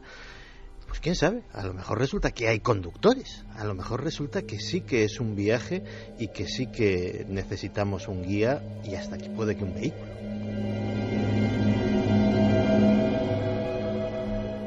Bueno, fíjate, de hecho hay un importantísimo antropólogo que es Joseph Campbell, que durante muchos años se dedicó a estudiar la teoría del monomito, es decir, por qué a lo largo de miles de años, de miles de kilómetros, en diferentes culturas han surgido las mismas imágenes. La imagen, sobre todo, de la entidad sobrenatural que aparece una y otra vez representada, por ejemplo, en el arte rupestre, ¿no? En Rhodesia, por ejemplo. Y él llegaba a una última teoría que, fijaos, después de años de investigación, para él era casi la última para poder admitir todo esto, ¿no? Y es que al final existe un mundo sobrenatural que en ocasiones choca con el nuestro. Choca con el nuestro solo si nosotros estamos preparados para aceptar esa realidad completamente distinta y alternativa a la nuestra. Y sin embargo, cuando la persona no está preparada para aceptar lo que existe en ese mundo sobrenatural, se manifiesta con la misma fuerza a través de los sueños. Todo un maestro acabas de citar. Rápidamente, vamos con otro caso de nuestro propio archivo. Mañana en Cuarto Milenio, después del clásico, justo después del clásico, conectáis con 4, ¿vale? Eso yo creo que es la noche perfecta. El clásico partido. El clásico no hay más que un clásico. Y para los futboleros, exacto, para que no pero después nos vamos con Cuarto Milenio. Retrasamos mínimamente para empezar hacia las 11 menos 5, justo con todos vosotros. Y hay un tema de inicio, rápidamente, después de actualidad, que no os podéis perder. Tiene que ver con esas llamadas del más allá, quién sabe, pero con testimonios en la mesa, con recreación de esos testimonios, de verdad que ponen los pelos de punta. No os lo podéis perder. Tiene que ver con todo esto, tiene que ver con la tecnología por medio, pero con todo esto. Javi, vamos con un caso que está a caballo entre estoy bien, esta investigación de esta noche y lo que mañana planteamos. Das paso y lo contamos prácticamente seguido. Sí, es el caso de Alicia, otro que nos llegó, pues fíjate, cuando contamos esos casos de llamadas del más allá, surgió todo un aluvión de testimonios. Entre ellos este de Alicia, que en el año 2011 en Valencia estaba haciendo un examen, llevaba varias semanas pues haciendo y preparándose esos exámenes finales, y a eso de las 7 de la tarde ella entrega el test, sale del aula, está casi todo en completa soledad, ha sido de las últimas en entregar el test, y entonces recibe una llamada. Recordemos que es a las 7 de la tarde cuando surge el teléfono sonando. Cuando salí del examen, desde venirme a casa en el autobús y saliendo de la universidad, recibí una llamada y era mi bisabuela. Además sé que era ella porque era una voz muy cansada, ella era gallega y además utilizó un apelativo cariñoso que solo utilizaba ella y conmigo. Me dijo la curriña, estoy bien, y cuídate tú y cuida a tu padre. Y adiós, y colgó. Era una voz muy cansada, era una persona muy mayor, de casi 100 años, pero era alegre, no era una voz triste. Lo que pasa es que era muy seca, era como si fuera casi un telegrama. Eso sí que me extrañó mogollón, porque tú cuando hablas por teléfono hay una especie de ruido blanco, una cosa por detrás que se escucha. Era como si fuera completamente aséptico. Una voz casi de estudio de grabación, es que no se oía nada. Entonces yo llegué a mi casa a la media hora o 3/4 y abrí la puerta. Y es esto que notas que hay una atmósfera rara, que ha pasado algo, y ya preguntas, y me contaron que se había muerto mi bisabuela.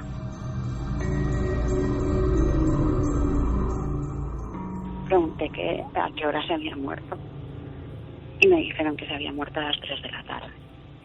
Que no me habían dicho nada porque tenía un examen a las 4 por no descentrarme y esperaron a que llegara a casa.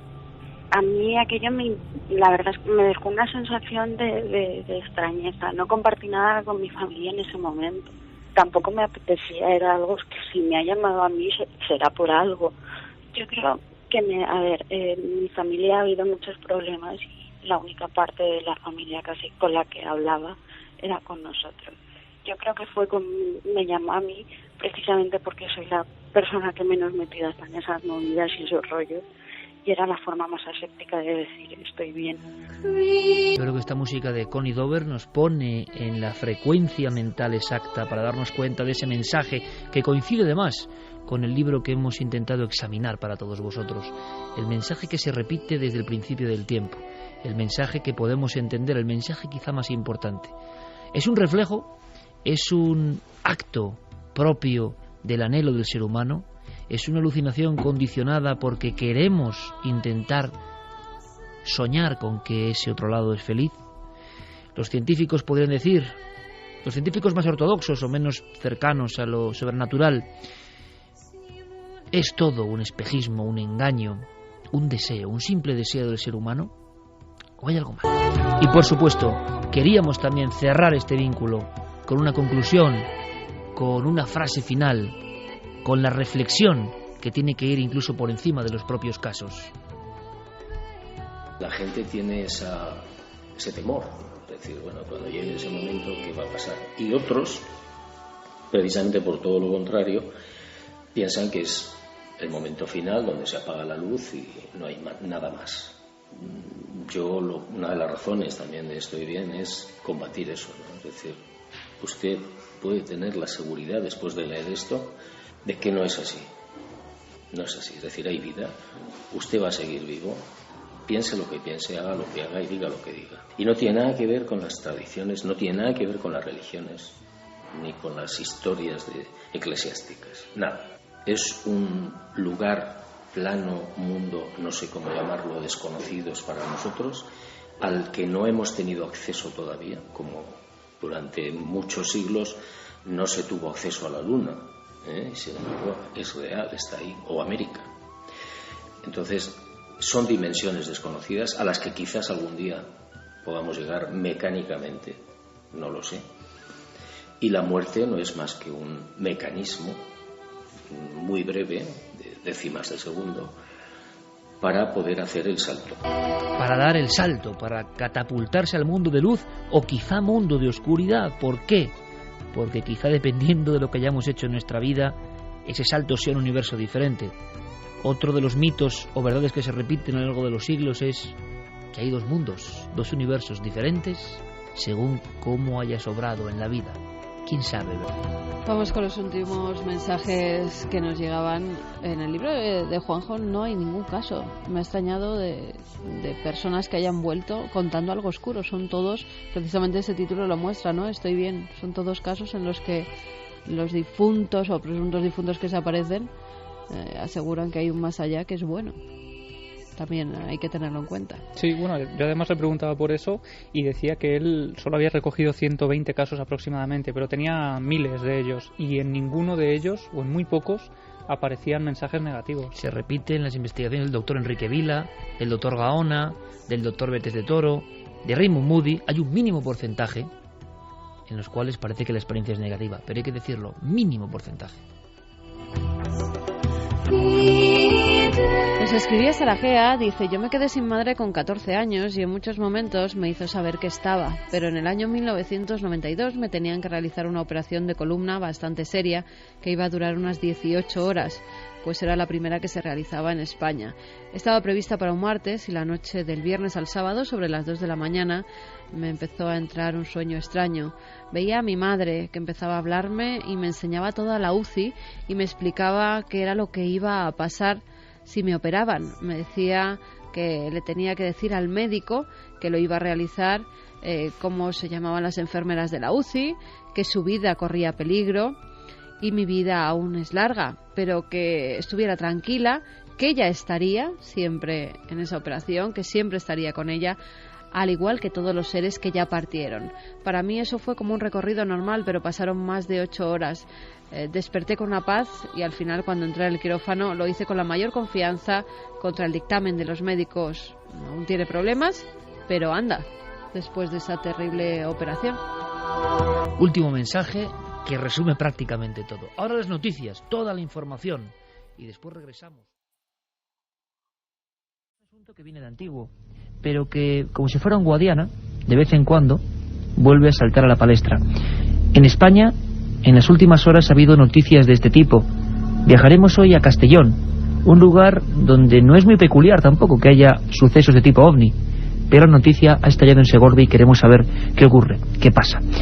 Vamos a hablar también de casos ocurridos en Mallorca. Iremos de lo más alto del cielo a lo más oscuro y frío de las profundidades. ¿Os acordáis, verdad, de aquel extraño sonido que mantenía en vilo a buceadores, navieros, personas que saben del mundo submarino? Pues bien, parece que ha habido nuevas noticias. Unos hablan de fraude, otros hablan de investigaciones, otros de animales. Milenio 3 nunca deja los casos, no solo los cuenta. hace un seguimiento minucioso de cada uno de ellos. Y hoy tenemos nuevas noticias. Y aquí estamos todo el equipo: Katia Rocha, Carmen Porter, Carlos Barroso, este que os habla, vuestro amigo Iker Jiménez, y a los mandos con una bofetada, se puede decir así. Y digamos, podía reflejar muchos sentimientos, muchas contradicciones, muchas cosas que tenemos planteadas, cuadriculadas y que de repente se rompen. Foo Fighters, su nombre. 2 de febrero del 88, de Torrejón de Ardoz, que registran perfectamente, sin género de duda, lo que pasó esa noche, esa tarde-noche. Porque los hechos ocurrieron desde las 7 y se prolongaron hasta las 10, ni más ni menos. 3 horas de objetos extraños en el espacio aéreo español. Vamos a escuchar a ese piloto de la compañía Eudeli llamando, poniéndose en contacto con otras tripulaciones y asustado comentando lo que acaba de pasar delante de sus ojos. Aurelio 104, delante. Sí, miren, nos acabamos de cruzar a nuestro nivel 110 con unas luces azules con estela blanca seguidas de 4 más. Y bueno, no sé si usted tendrá algún tráfico notificado por esta zona y este nivel. En ruta pues para nuestra... 04, Madrid Control, no tiene ningún tráfico conocido en esa zona. Recibido, 104.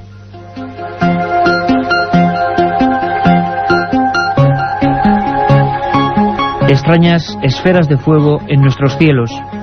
El caso provocó portadas de periódicos, interpelaciones al Ejército del Aire, investigaciones que acabaron como siempre en los cajones del mundo del secretismo, pero había mucho más. Los investigadores, los ufólogos, los periodistas, poco a poco, en una tarea común, fueron sacando más y más documentos, más y más cintas de la caja negra. Diferentes aviones en un caso único, imaginemos por favor la escena. En vuelos distintos, coincidiendo en un punto del espacio, observan algo asombroso. Y en un momento de la grabación, estas grabaciones únicas en la historia de los fenómenos extraños en nuestro país, van interconectándose, comentando en tono de alarma lo que están viendo. Unos dan unas medidas, otros otras. Torre de control se queda realmente impresionada. Estaba ocurriendo ese 2 de febrero del 88. Foo Fighters, el vuelo de Aviaco 233 Alfa, era el siguiente testigo. Madrid, Sena 233 Alfa. Y a nosotros también nos cruzó de izquierda a derecha 78 millas fuera. Solo vimos una estela. Pues nosotros 78 millas de Castejón y se movía a gran velocidad de izquierda a derecha. ¿Y 51? Sí, nosotros despegando a la 01 por la nuestra derecha lo hemos visto, pero yo creo que estaba más o menos sobre Torrejón y era una auténtica bola de fuego para mí. 651 recibido. De Madrid ya había con 341 más información, nos cruzó en un meteorito que cruzó por encima del nivel 290, descendiendo y se desintegró en esa zona aproximadamente. Meteorito, globo sonda, a veces las explicaciones intentan ser rápidas para calmar a los propios controladores aéreos y no digamos a los pilotos. Muchas veces con años de investigación nos damos cuenta de que eso no era así. No se puede decir quizá con frialdad que se nos mintió, pero sí que no se dio toda la información. Esta especie de top secret a medias es algo que ha perseguido en los últimos 30 años a estas bolas de fuego que, viniendo de algún lugar, llegando con algún motivo a algún sitio, han atravesado nuestros cielos. Sería, digamos, la fecha clave o clásica, donde no nos cabe duda, en la que algo se posó, se mostró con alguna intención. Prototipos secretos, efectos atmosféricos desconocidos, nunca lo sabremos. Ahora mismo, mes de julio, hace una semana, el día 2 si no me equivoco, Castellón ha sido el último lugar donde por lo menos el pánico social, la expectación, la inquietud, se ha mostrado. Segorbe, un lugar donde no teníamos muchas noticias de acontecimientos parecidos, y toda una localidad que observa lo mismo que habían observado estos pilotos, una serie de círculos, de esferas atravesando el cielo. Varias agencias, entre ellas EFE, mandaba el teletipo a sus asociados, volviendo a poner la palabra OVNI en una noticia en este país.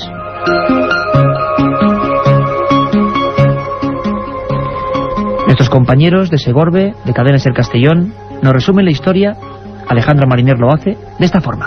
Bolas de fuego, así fue como las calificaron quienes levantaron la vista esa noche en Segorbe y observaron cómo una serie de objetos rojizos cruzaban el cielo ante el asombro de todos. Nadie sabía de dónde salían ni dónde se dirigían, pero era inevitable seguirlas con la mirada. Las llamadas alertando del suceso se agolparon en la centralita de la policía local. La primera idea que surgía de la boca y el pensamiento de los vecinos era que un ovni visitaba la comarca del Alto Palancia. Pero la siguiente hipótesis que se barajó, además de encasillar el avistamiento como un fenómeno extraño, fue que podría tratarse de un lanzamiento de aerostatos o pequeños globos que se elevaban en el firmamento aprovechando el menor peso del gas emanado de la combustión. Finalmente, esta fue la explicación final que ofrecieron las autoridades municipales del enigmático suceso, que los singulares y volátiles círculos de tono rojizo fueron globos aerostáticos lanzados desde el patio de un seminario donde se estaba celebrando una fiesta de fin de curso.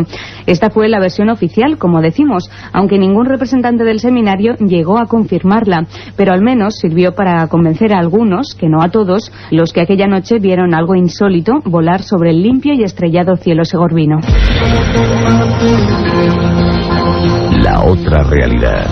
Milenio 3. En la cadena SER.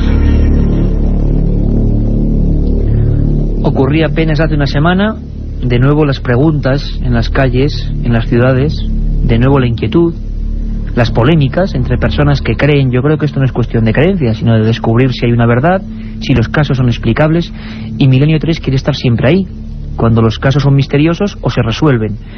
La agencia EFE decía o comunicaba tiempo después, un par de días después, que un investigador de este tipo de fenómenos se había dirigido, era el único, a Segorbe para intentar entrevistar a las personas, sacar conclusiones. Ese investigador, miembro de la Sociedad Española de Investigaciones Parapsicológicas, era Gabriel Gómez, y lo tenemos en conexión directa desde Castellón. Gabriel, buenas noches, compañero. Hola, muy buenas noches. Encantado de que estés con nosotros. Gabriel, sé que es difícil resumir, pero ¿qué ha ocurrido en Segorbe? Lo contaban los compañeros Alejandra Mariner de Cadena SER Castellón. ¿Has podido averiguar algo? ¿Había realmente esa expectación que parece que, digamos, destilaban los teletipos allí en esa localidad? Bueno, para empezar, pues comentaros que yo estoy en Alicante y el suceso fue en Segorbe, en Valencia. Y bueno, y sí que hubo algo de expectación, pues de todo hubo. O sea, hubieron personas que no lo vieron, hubieron personas que sí, hubieron personas que se lo habían comentado, habían otras personas que no. Y bueno, y como habías estado comentando y tal y como habéis hablado en la introducción, pues ha habido una serie pues de polémicas, si era, no era, si los pequeños aerostatos estos. Y bueno, y lo que sí que se hablaba, pues, este tipo de ovnis, sin entrar en hacer una evaluación de ovni con naves extraterrestres, este tipo de cuestiones, pues sí que vieron estas bolas de fuego pues atravesar con una cierta velocidad el espacio aéreo. Si bien algunos dijeron que no, que iban bastante despacito. Es un caso bastante curioso porque hay una gran cantidad de personas que han visto unas cosas y han visto otras, y hay unos puntos de vista bastante dispares. Es curioso, hay un fenómeno y parece, Gabriel, que la interpretación varía mucho, ¿no? Te encontraste, como dices, diferentes testimonios. ¿Cuántos más o menos? ¿Cuánta gente se podría calcular que en esta localidad observó ese fenómeno en el cielo? Pues no lo sé, eso con seguridad, porque aunque tú estés con varias personas diarias, estás hablando con unas y con otras, pero yo calculo que como poco las 500 personas, yo creo que sí. 500 personas. Quizá esté dando una cifra un poquito aleatoria, pero yo pienso que sí, porque tú piensas que fue en la madrugada del sábado 28 al domingo 29 de junio, la gente pues sale a la calle, toma la fresca, y son momentos en que la gente pues suele estar pues más atenta a lo que hay por encima suya.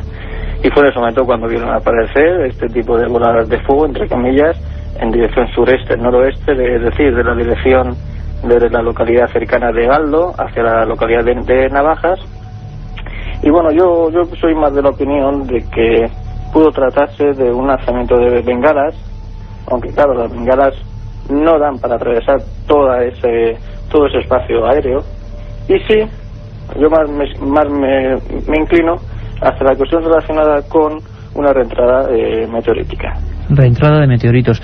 Curiosamente, imagino que te has vuelto a encontrar, tú eres un experimentado investigador que incluso ha recopilado en una obra 26 investigaciones inéditas sobre el asunto OVNI, obra que desde luego recomendamos a todos nuestros amigos de Milenio 3, además muchas de ellas centradas, ¿no?, en la comarca de Levante. ¿Te habías encontrado historias parecidas en esa región? Sí. La reentrada meteorítica, yo entre todos los archivos que tengo, pues suele ser uno de los casos más llamativos, porque quien ha visto, que ha tenido la suerte de ver un meteorito, pues ver la magnificencia, ¿no?, y incluso a veces la grandeza de este fenómeno.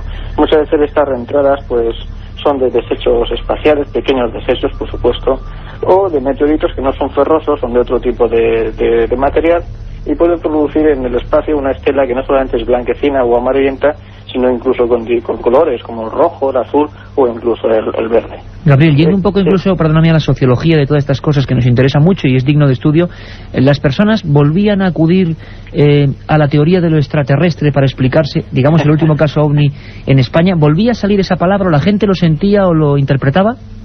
Sí, por supuesto. Cuando el momento en que se ve algo en el cielo y no se sabe lo que es, pues se acude de inmediato a la palabra extraterrestre y nave espacial y platillo volante. Hay personas que lo dicen en plan jocoso y hay otras personas pues que lo sienten más, pero bueno, dentro del fenómeno OVNI pues hay, como todo el mundo sabe, bastante desconocimiento, porque es un fenómeno muy complejo de estudiar, que debe de ser abordado desde muchos puntos de vista, y por desgracia siempre que se ve algo en el cielo que no se logra identificar, pues de inmediato viene a la mente por la palabra OVNI, y de inmediato se forma en la mente una cuestión de asociar eso que hemos visto con un OVNI, que es una nave espacial de otros mundos. Hace apenas una semana hablábamos también con camioneros de Salamanca, muy asustados, habían visto algo muy parecido, y es muy interesante también, para mostrar la otra cara, cómo demostrar también y contar a la gente cómo se investiga para que podamos llegar a casos resueltos, que creo que también son positivos, ¿no?, saber cuándo algo desde luego queda resuelto. Sin embargo, la centralita de allí de policía recibió un sinfín de llamadas, como nos contaban nuestros compañeros, y lo que es cierto es que se dio una primera hipótesis, ¿no? Hablaban de una especie de globos. ¿Tú eso lo has podido descartar o no te suena muy fiable? Es que por eso te he estado yo comentando antes que ha habido un poco de disparidad y de discrepancia en los relatos, puesto que primero había personas que decían que aquello se movía lentamente, que veían del orden de 2, 3 focos o bolas luminosas, otros que dijeron que lo habían visto con mucha mayor velocidad, mucha mayor celeridad, y hablaban de una pequeña agrupación que atravesaba el cielo, como he comentado, en dirección sureste-noroeste. Y oye, y podría darse incluso, yo se lo estaba ahí comentando a un señor, que quizá pues haya podido, puede haber ocurrido una concatenación de sucesos que se haya juntado, una reentrada meteorítica, pues con una cuestión pues esto de pirotecnias o los globos que se han estado mencionando, etcétera. Por lo tanto, tenemos la polémica servida, seguirá ahí, pero parece que este caso puede ser explicable. Gabriel Gómez, compañero, pues muchísimas gracias por darnos el último punto, quizá del último caso OVNI. Queremos estar siempre a la última, que como siempre, y más aún en verano, dicen algunos que bueno, porque son serpientes de verano, y otros porque la gente mira más al cielo, pues surgen siempre en la palestra informativa. Un abrazo, compañero, gracias. Un abrazo a vosotros, buenas noches. La otra realidad. Milenio 3, en la cadena SER.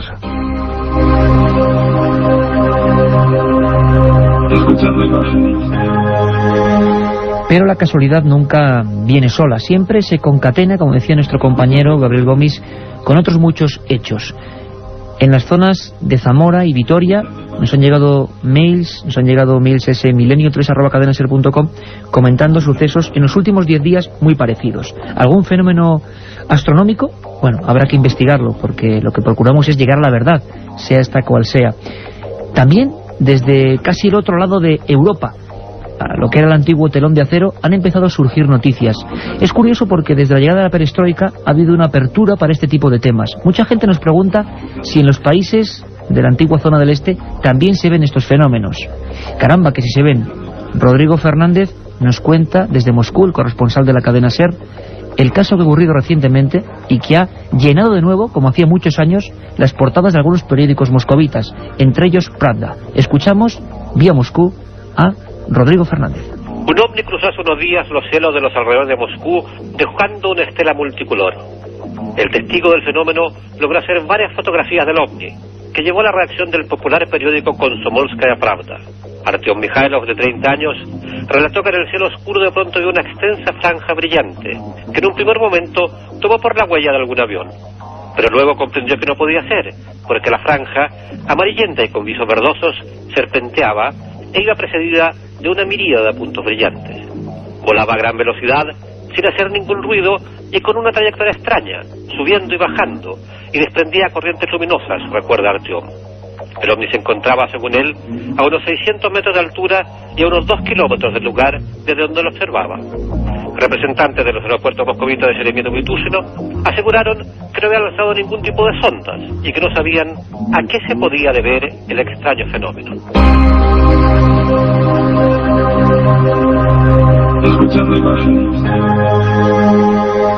La incógnita, la interrogante, lo que siempre queda con estos casos. Y como siempre también, quizá dentro de 20 años, de 15, de 30, nunca se sabe con certeza, descubramos una porción de la verdad. Sabéis que todo el verano, a las 10, sábados y domingos, Milenio 3 y por supuesto también este día el domingo, de 3 a 4. Y que intentamos, cambiando sábados y domingos, por la excepción hecha en La Coruña ayer, llevaros la última información de lo que está pasando en todo el mundo en torno a los misterios. Y aquí tenéis una muestra, ocurra donde ocurran los hechos, ahí están los corresponsales de la cadena SER. Os preguntabais muchos por esos casos clásicos, terribles. ¿Cuándo empezó la Unión Soviética, la antigua URSS, a hablar de estos temas? Y hubo una historia que recordamos una madrugada que tiene que, sin duda, unirse a estos últimos hechos que han llegado a la portada del Pravda. Ocurrió en 1989, en una población a 500 kilómetros del Moscú, llamada Voronezh, un lugar industrioso, gris, donde casi nunca ocurría nada, 500.000 de habitantes. Y de repente, yo lo recuerdo perfectamente, el telediario Primera Edición abría con una noticia increíble: extraterrestres aterrizan en una ciudad de la URSS. Se hablaba en esa noticia, en esas crónicas, que ocuparon de nuevo las portadas de los periódicos y páginas interiores, de unos niños, de un centro escolar, de cientos de testigos y de no solo una esfera que había tomado tierra, sino de misteriosos seres en torno a ella. El caso de Voronezh acabó también envuelto en enigmas, envuelto en respuestas que nunca acabaron de darse. Lo quisimos recordar, ahora que en la ya conocida como Rusia ocurren casos, se demuestra que el fenómeno ovni, que las bolas de fuego, es algo internacional, que no se ve de lenguas ni de razas. Ahora queremos recordar aquella historia. Vamos a abrir por segunda vez nuestro archivo secreto, donde guardamos un montón de expedientes que están ahí, y vamos a recrear, a revivir, a intensamente... Voronezh, a unos 500 kilómetros al sur de Moscú. 21 de septiembre de 1989, 8:30 de la tarde. 3 niños, Yulia, Vasia y Sena, salen de la escuela y se dirigen a sus casas atravesando un parque en pleno corazón de la ciudad rusa. De pronto, descubren un gran disco rojizo que emite una luz brillante. Con lentitud, la bola luminosa continúa su descenso y se posa sobre la Tierra.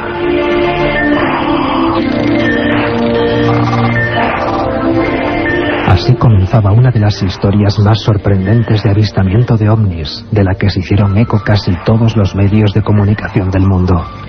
Según los testigos que presenciaron el fenómeno, el disco se abrió y de él salieron 3 figuras de humanoides, de unos 3 o 4 metros de altura, con 3 ojos muy luminosos. Las criaturas estuvieron acompañadas en todo momento del terreno y descubrieron las pisadas de los supuestos extraterrestres, así como las huellas dejadas por la nave y restos de piedras extrañas. El por aquel entonces gobierno soviético guardó silencio y decidió no investigar el caso, que aún hoy sigue siendo uno de los grandes misterios de las supuestas visitas realizadas por seres de otros planetas. La otra realidad. Milenio 3. En la cadena SER. 1937. 200 personas mueren trágicamente en el santuario de la Virgen de la Cabeza. 1971 aparece el fenómeno de las caras de Belmez. 2003. ¿Qué relación existe entre estos dos episodios? Descúbralo en Tumbas sin nombre. Un apasionante libro de Iker Jiménez y Luis Mariano Fernández. Una tragedia, un misterio, una investigación. Editado por Editorial Edad. Milenio 3. Periodismo de lo desconocido. En la SER.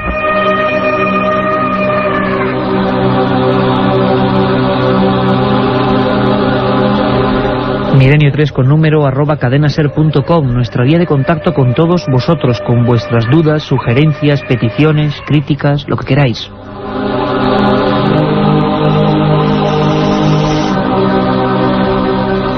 El caso de Vorónezh, por supuesto con muchos hechos legendarios. Parece ser que eso del niño que desapareció, esa supuesta arma, no fue tal. Como siempre, alguien ve algo, pero luego la interpretación varía. También parece ser que el torbellino del miedo psicosocial se unió a todos los niños y profesores que fueron testigos de aquella historia. La pregunta es, ¿qué ocurrió de verdad? ¿Qué es lo que estaba allí enfrente? Y luego, ¿cómo ellos lo imaginaron? Y es que en una sola semana la actualidad informativa da para mucho, recorriendo España. Nos vamos a las Islas Baleares. Allí, el periódico Última Hora, diario Última Hora, en su edición del 8 de julio, volvía a sacar un tema que nos inquietó en su día. Titulaba así: buceadores catalanes aseguran haber escuchado sonidos extraños en la costa. Y desde luego que sabíamos a qué se referían.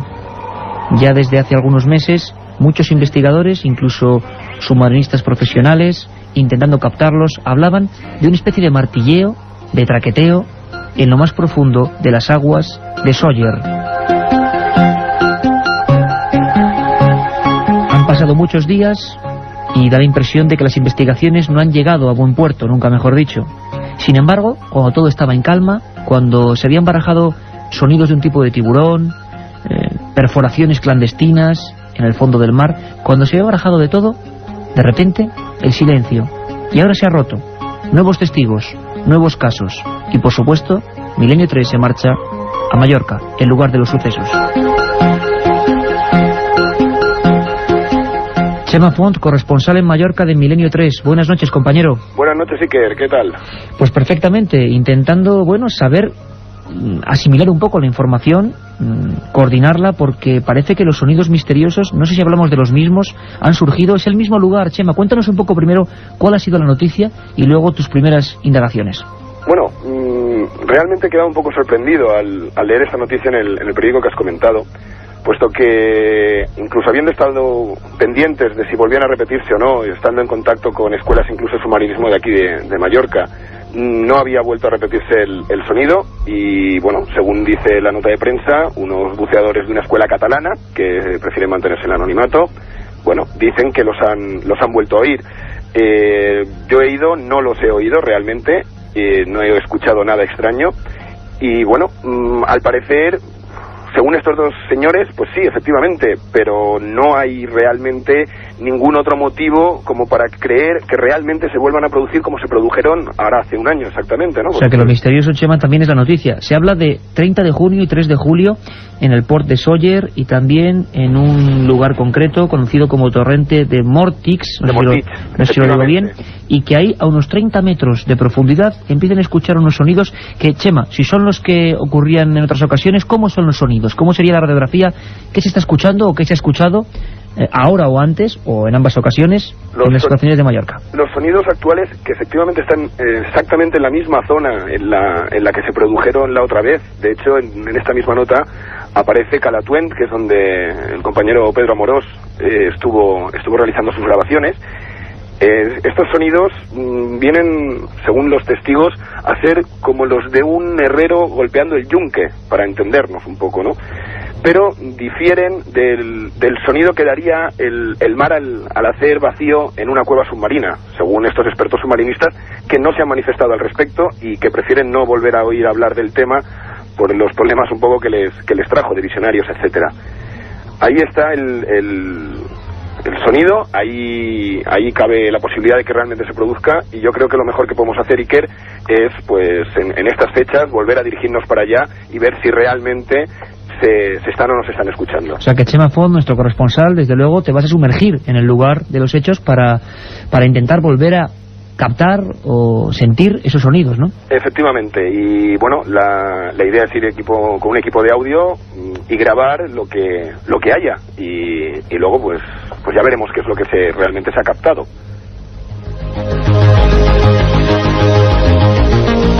Y es que las teorías, bueno, primero la repercusión social en su época, cuando ya lo comentábamos aquí en Milenio 3 en esa primera emisión que dedicábamos al asunto de los sonidos de Mallorca, la repercusión a nivel de los medios de Islas Baleares ha sido tremenda, ¿no? Es decir, pocas veces un tema misterioso copaba tantas páginas y tantas horas de radio y televisión. Efectivamente, pero no ha sucedido así esta vez. De momento considero que la nota ha pasado bastante desapercibida, quizás un poco por lo enigmático, el no decir quiénes son, no decir a qué escuela catalana que comentan pertenecen, etcétera.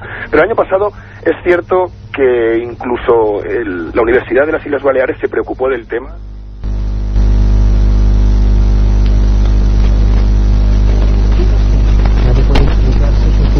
Despertar en los albores del siglo XI, cuando de la mano de las herejías medievales más importantes, como la de los cátaros, consiguió hacerse con un puesto de honor en el apretado mundo de las creencias. Milenio 3, con Iker Jiménez, en la cadena SER. Pues es la historia perdida, esas cosas que nunca se nos han explicado bien y que Nacho Ares, director de la revista de arqueología, recoge cada semana en las madrugadas, hoy de manera especial para mostraros a otro público, casi como si fueran porciones de un puzzle que nunca ha acabado de encajar del todo. También hay otra historia que personalmente me apetecía mucho, y es que vemos en ese milenio3@cadenaser.com que hay un sinfín de amigos y de amigas que nos preguntáis por temas que hemos tocado recientemente. Pues, por ejemplo, temas como la Sábana Santa, incluso hace poco el crimen de Cuenca, los sacamantecas. ¿Cómo podemos, digamos, retomarlos, aunque sean por espacio de un minuto? Pues haciendo lo que vamos a hacer, poniendo nuestro particular cronómetro y resumiendo 60 segundos del pasado de este programa. Ayer cumplíamos ni más ni menos la emisión número 100 desde el Castillo en La Coruña. Una experiencia realmente alucinante. 100 programas dan para mucho. El segundo de ellos lo dedicamos a las casas encantadas, y más concretamente a casas encantadas, pónganse también comillas, donde había intervenido la Policía Nacional. Y sin duda uno de los casos más estremecedores que nadie se haya encontrado jamás era el de una familia muy humilde del barrio de Vallecas, en Madrid, los Gutiérrez Lázaro. Su hija, la hija de este matrimonio, había muerto tras practicar el juego de la Ouija, ese mal llamado juego que parece que a veces trae consecuencias nefastas. Una muerte atroz en una cama llena de muñecas de porcelana. Según su familia le cambia la voz y empiezan a ocurrir cosas extrañas, cosas desde luego nada agradables, y menos a estas horas. De esa habitación durante varios días salía una voz. Ellos la identificaban como la voz de Estefanía Gutiérrez Lázaro, 18 años, esa hija muerta. Una voz que decía mamá. En noviembre de 1992, la Policía Nacional, 4 inspectores, entran, encabezados por José Negrí, en esa vivienda. Parece que nadie aguantaba más, que los vasos y enseres se movían, que la familia llevaba una semana durmiendo en el salón de su propia casa, encajando la puerta con un mueble, porque algo parecido a una sombra negra aparecía con la propiedad de poder tirar las cosas, algo etéreo que empujaba objetos físicos.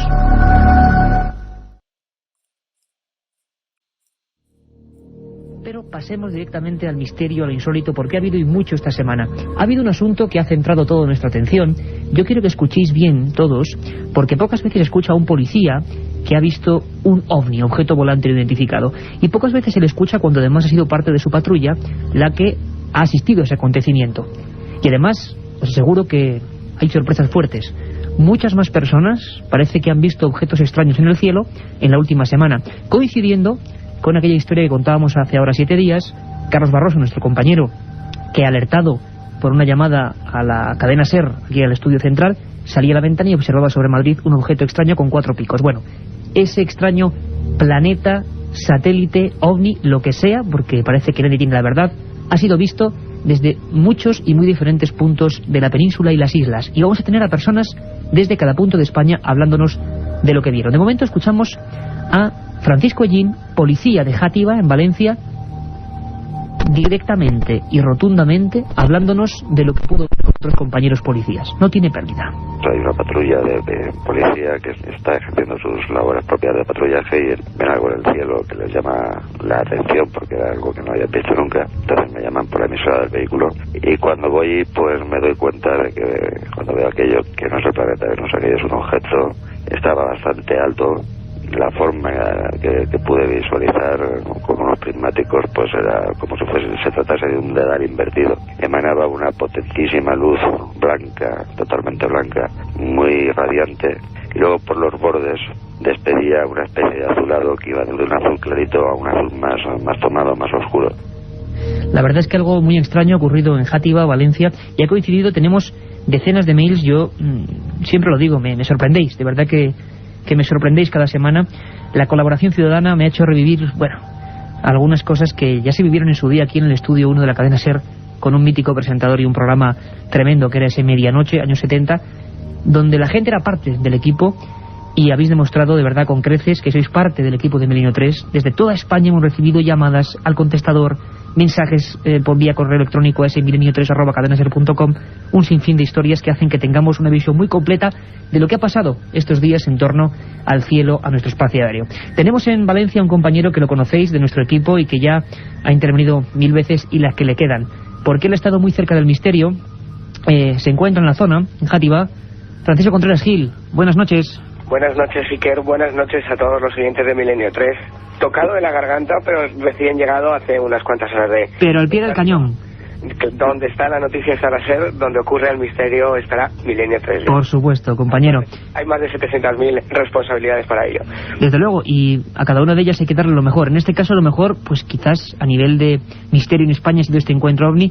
Francisco Ellín, hemos oído sus palabras. No te queremos forzar mucho, Paco, pero cuéntanos qué pasó en Játiva esa noche. Bueno, vamos a ver, Paco Ellín es la punta del iceberg, como diría el gran periodista investigador Juan José Benítez, porque creo que en estos días he recogido a lo largo de 6 o 7 testimonios de policías, y que, vamos a ver, el avistamiento o el encuentro con el misterio, con un titular que sería "Vuelven los ovnis al Levante", el retorno de los no identificados a la Comunidad Valenciana, ocurrió el 21 de noviembre, cerca del amanecer. Y fueron dos, una patrulla, como te comentaba, y como nos ha comentado a nosotros en vivo y en directo, de una luminaria, un extraño objeto no identificado, una luz no identificada.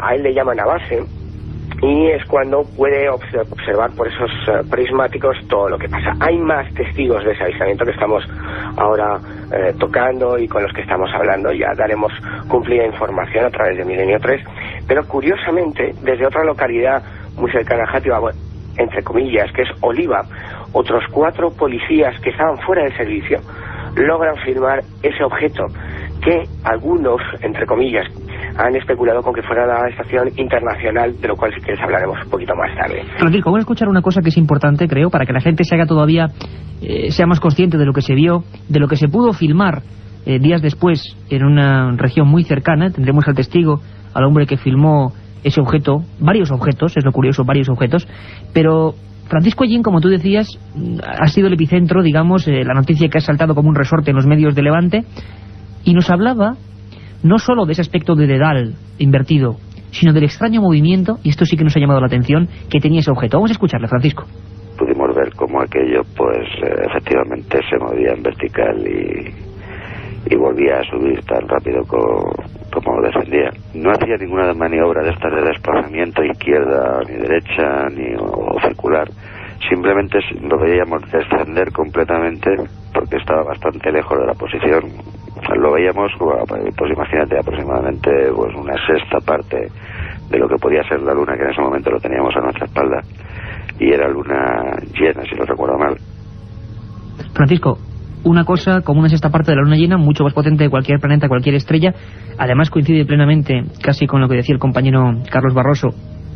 Podríamos decir que tenemos también una oleada, yo decía casi humorísticamente con mi compañero Carlos, la oleada Barroso, porque a raíz de ese testimonio, al menos aquí hemos recibido, y lo vamos a tener de toda España, personas que han visto algo muy parecido. Esto fue un poquito antes, pero ese movimiento es típico, ¿verdad?, del fenómeno OVNI. El avistamiento tuvo detalles impresionantes. La observación duró alrededor de unos 55 minutos, entre 50 y 60 minutos. Estamos hablando de una hora. Efectivamente, como te decía, como nos contaba Paco Yin, tenía un movimiento muy extraño, porque subía y bajaba de una forma inteligente, o por lo menos parecía mostrar inteligencia. Y pues se fue desplazando por todo lo que es la costa, porque han surgido más testimonios en Murcia. Y ocurría, como te decía, el 21 de noviembre, pero no ha salido a la luz pública en varios medios de comunicación hasta hace unos días, coincidiendo en lo que puede ser una nueva oleada, con ese titular, una nueva oleada OVNI, ¿no? El retorno de los no identificados al levante español. Desde luego el caso es espectacular, sobre todo por la cantidad de informes oficiales, entre comillas, que estamos recabando. Y imagino que en pocos días podremos incluso tener hasta imágenes, ya diremos dónde las podemos localizar y la pueden ver todos nuestros oyentes. Sí, porque al parecer Alejandro Vives, Francisco, una persona pocos días después en un lugar a unos 20 kilómetros de Játiva, en Oliva, junto con otros 4 policías, exacto, que era el que grababa. Grababan el mismo objeto que estaban viendo la patrulla de policía local de Sátiva. Pero al parecer incluso hay un detalle, Francisco, muy interesante, y que todos los que siguen el fenómeno OVNI nos darán la razón, porque al parecer luego en la filmación aparecen varios objetos y de una forma metálica muy extraña. Yo creo que podemos escuchar a Alejandro Vives, el videoaficionado que junto a esos policías graba esta observación. Creo que es un documento realmente interesante. Vamos a escuchar sus palabras. Hola, llamo de Talavera de la Reina, Toledo. Me llamo Eduardo España y suelo decir que el pasado jueves 5 de diciembre, sobre las 7 de la mañana, observé una luz, como describió el periodista Carlos Barroso. Eran como 2 luces muy brillantes que estaban pegadas con una estrella demasiado grande. Me llamó la atención y escuché el programa y me llamó la atención justo como lo escribía el periodista Carlos Barroso, pero eso fue sobre las 7 de la mañana. Una cosa, este testigo era realmente una persona que desde Talavera, era una de las listas de testigos que teníamos, había observado algo muy parecido en las mismas fechas, pero ahora sí tenemos a Alejandro Vives, que vio algo muy parecido también, pero que lo pudo grabar, tuvo esa fortuna, desde Oliva, como decía el compañero Francisco Contreras, y que además había policías al mismo tiempo observando aquella visión. Incluso parece ser, Francisco, que hubo en ese momento hasta 20 testigos, lo comenta Alejandro Vives, en el mismo momento de la observación. Vamos a escucharle. La fecha es el domingo, desde el trabajo, que estábamos merendando, y el compañero que tengo yo de trabajo me dice, mira ahí en las montañas.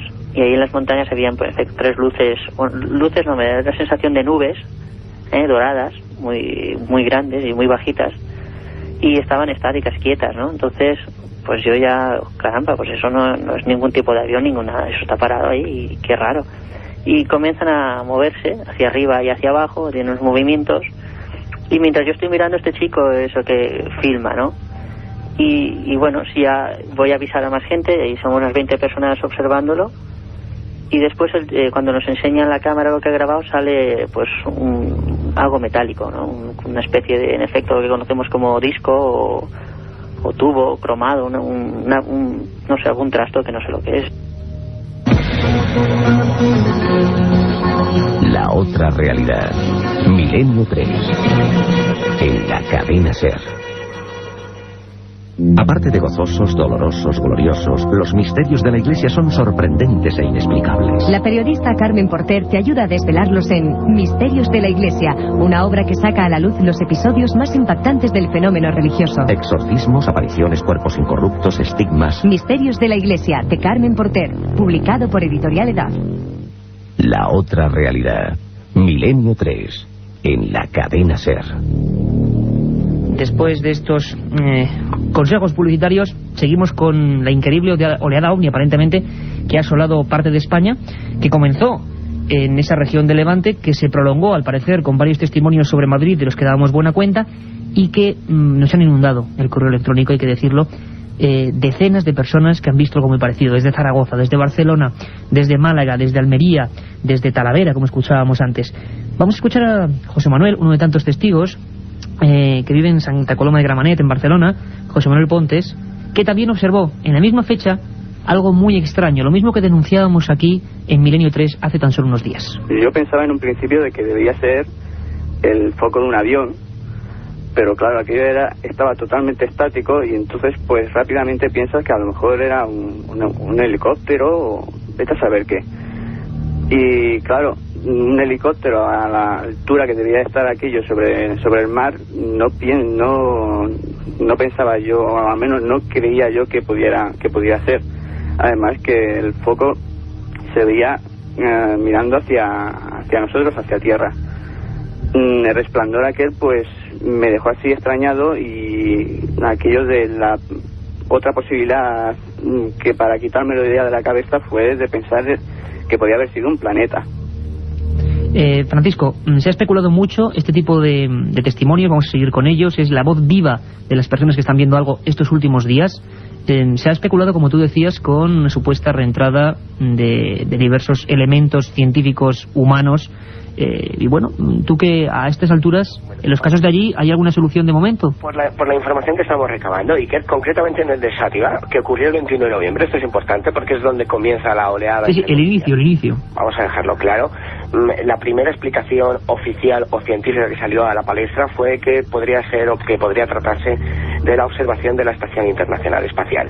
Bien, completamente descartado ya. Yo he manejado un par de informaciones, he estado hablando con diversos expertos en el tema, y estoy esperando explicación oficial, la cual ya he pedido por diversos medios.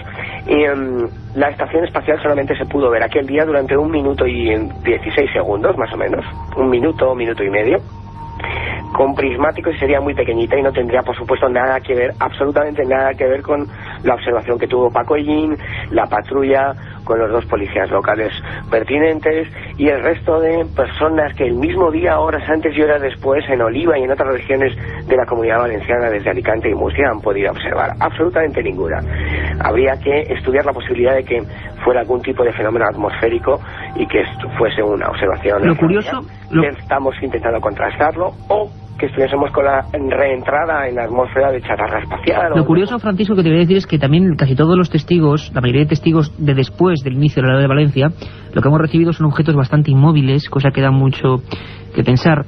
Por ejemplo, tengo entre los muchísimos mails que hemos recibido un mensaje de Vicky Porcel de Granada, de las inmediaciones de Granada, que observa algo grande, fijo, luz fijo que no parpadea y que tiene 4 picos, que era exactamente lo que describía Carlos Barroso, nuestro compañero de Milenio 3, y un montón más de gente. Por ejemplo, Pedro Manu del pueblo de Arriate, cerca de Ronda, en la provincia de Málaga, también nos escribe la misma fecha, exactamente igual en esa noche de madrugada del martes al miércoles, exactamente dice, observé tal y como la describisteis. Dirección oriente, 4 puntos bien señalados, y sobre todo la gente, Francisco, coincide en ese color entre blanco y azul. Bueno, habrá que seguir investigando, pero sigamos con la fuerza de los testimonios. Juanjo Loquis, desde Zaragoza, también había visto, también había sido testigo de lo imposible. Le escuchamos.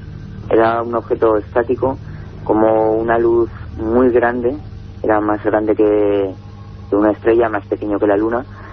El destello que parecía que eran como 4 puntas, pero vamos, más me inclino por el destello, y la verdad es que era grande, era más grande que una estrella que se pueda ver normal y corriente. Escuchando el programa la semana pasada, escuché que un experto decía que si eran 2 planetas.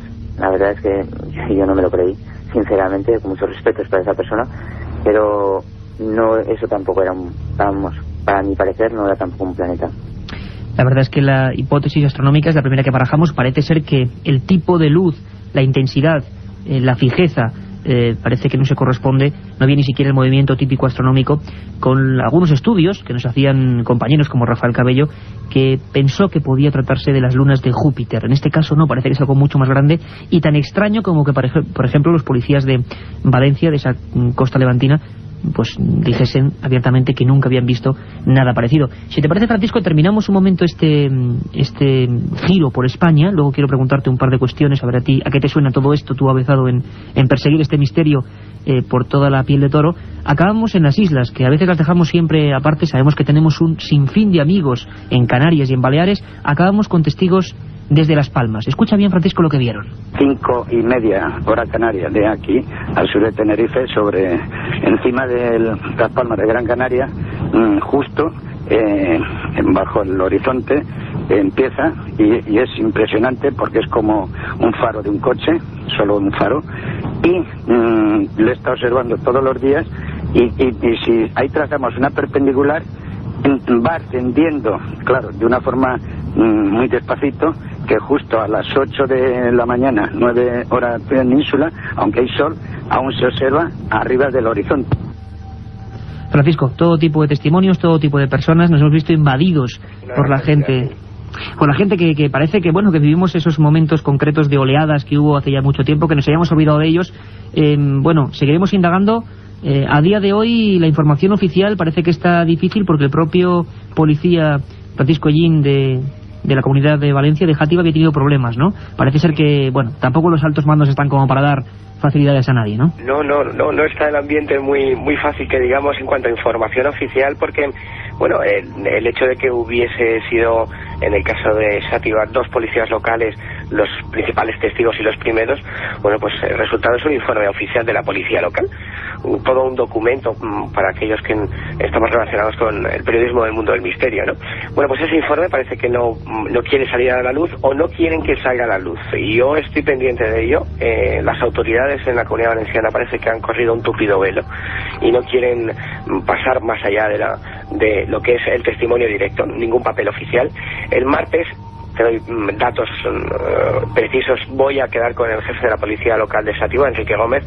Vamos a ver qué pasa en ese encuentro, y espero que la semana que viene, sin falta, todos los oyentes de Milenio 3 tengan la narración en directo de ese atestado oficial de la policía local, en la que se describe como 2 agentes, 2 miembros de las fuerzas de seguridad del Estado ven lo imposible: el retorno de los no identificados a la Comunidad Valenciana y al resto de España, por lo que parece desde el 21 de noviembre. Francisco, Talavera, Málaga, Zaragoza, Ronda, Barcelona, Madrid, Almería. Bueno, nos hemos visto un poco sobrepasados. Seguiremos investigando, compañero, y allí donde tú estás, que se ha producido el caso, vamos a decirlo así, incluso con una evidencia gráfica, una filmación, esperamos toda tu información. De momento los ovnis, como tú has dicho, parece que vuelven, que regresan. Un abrazo fuerte, compañero.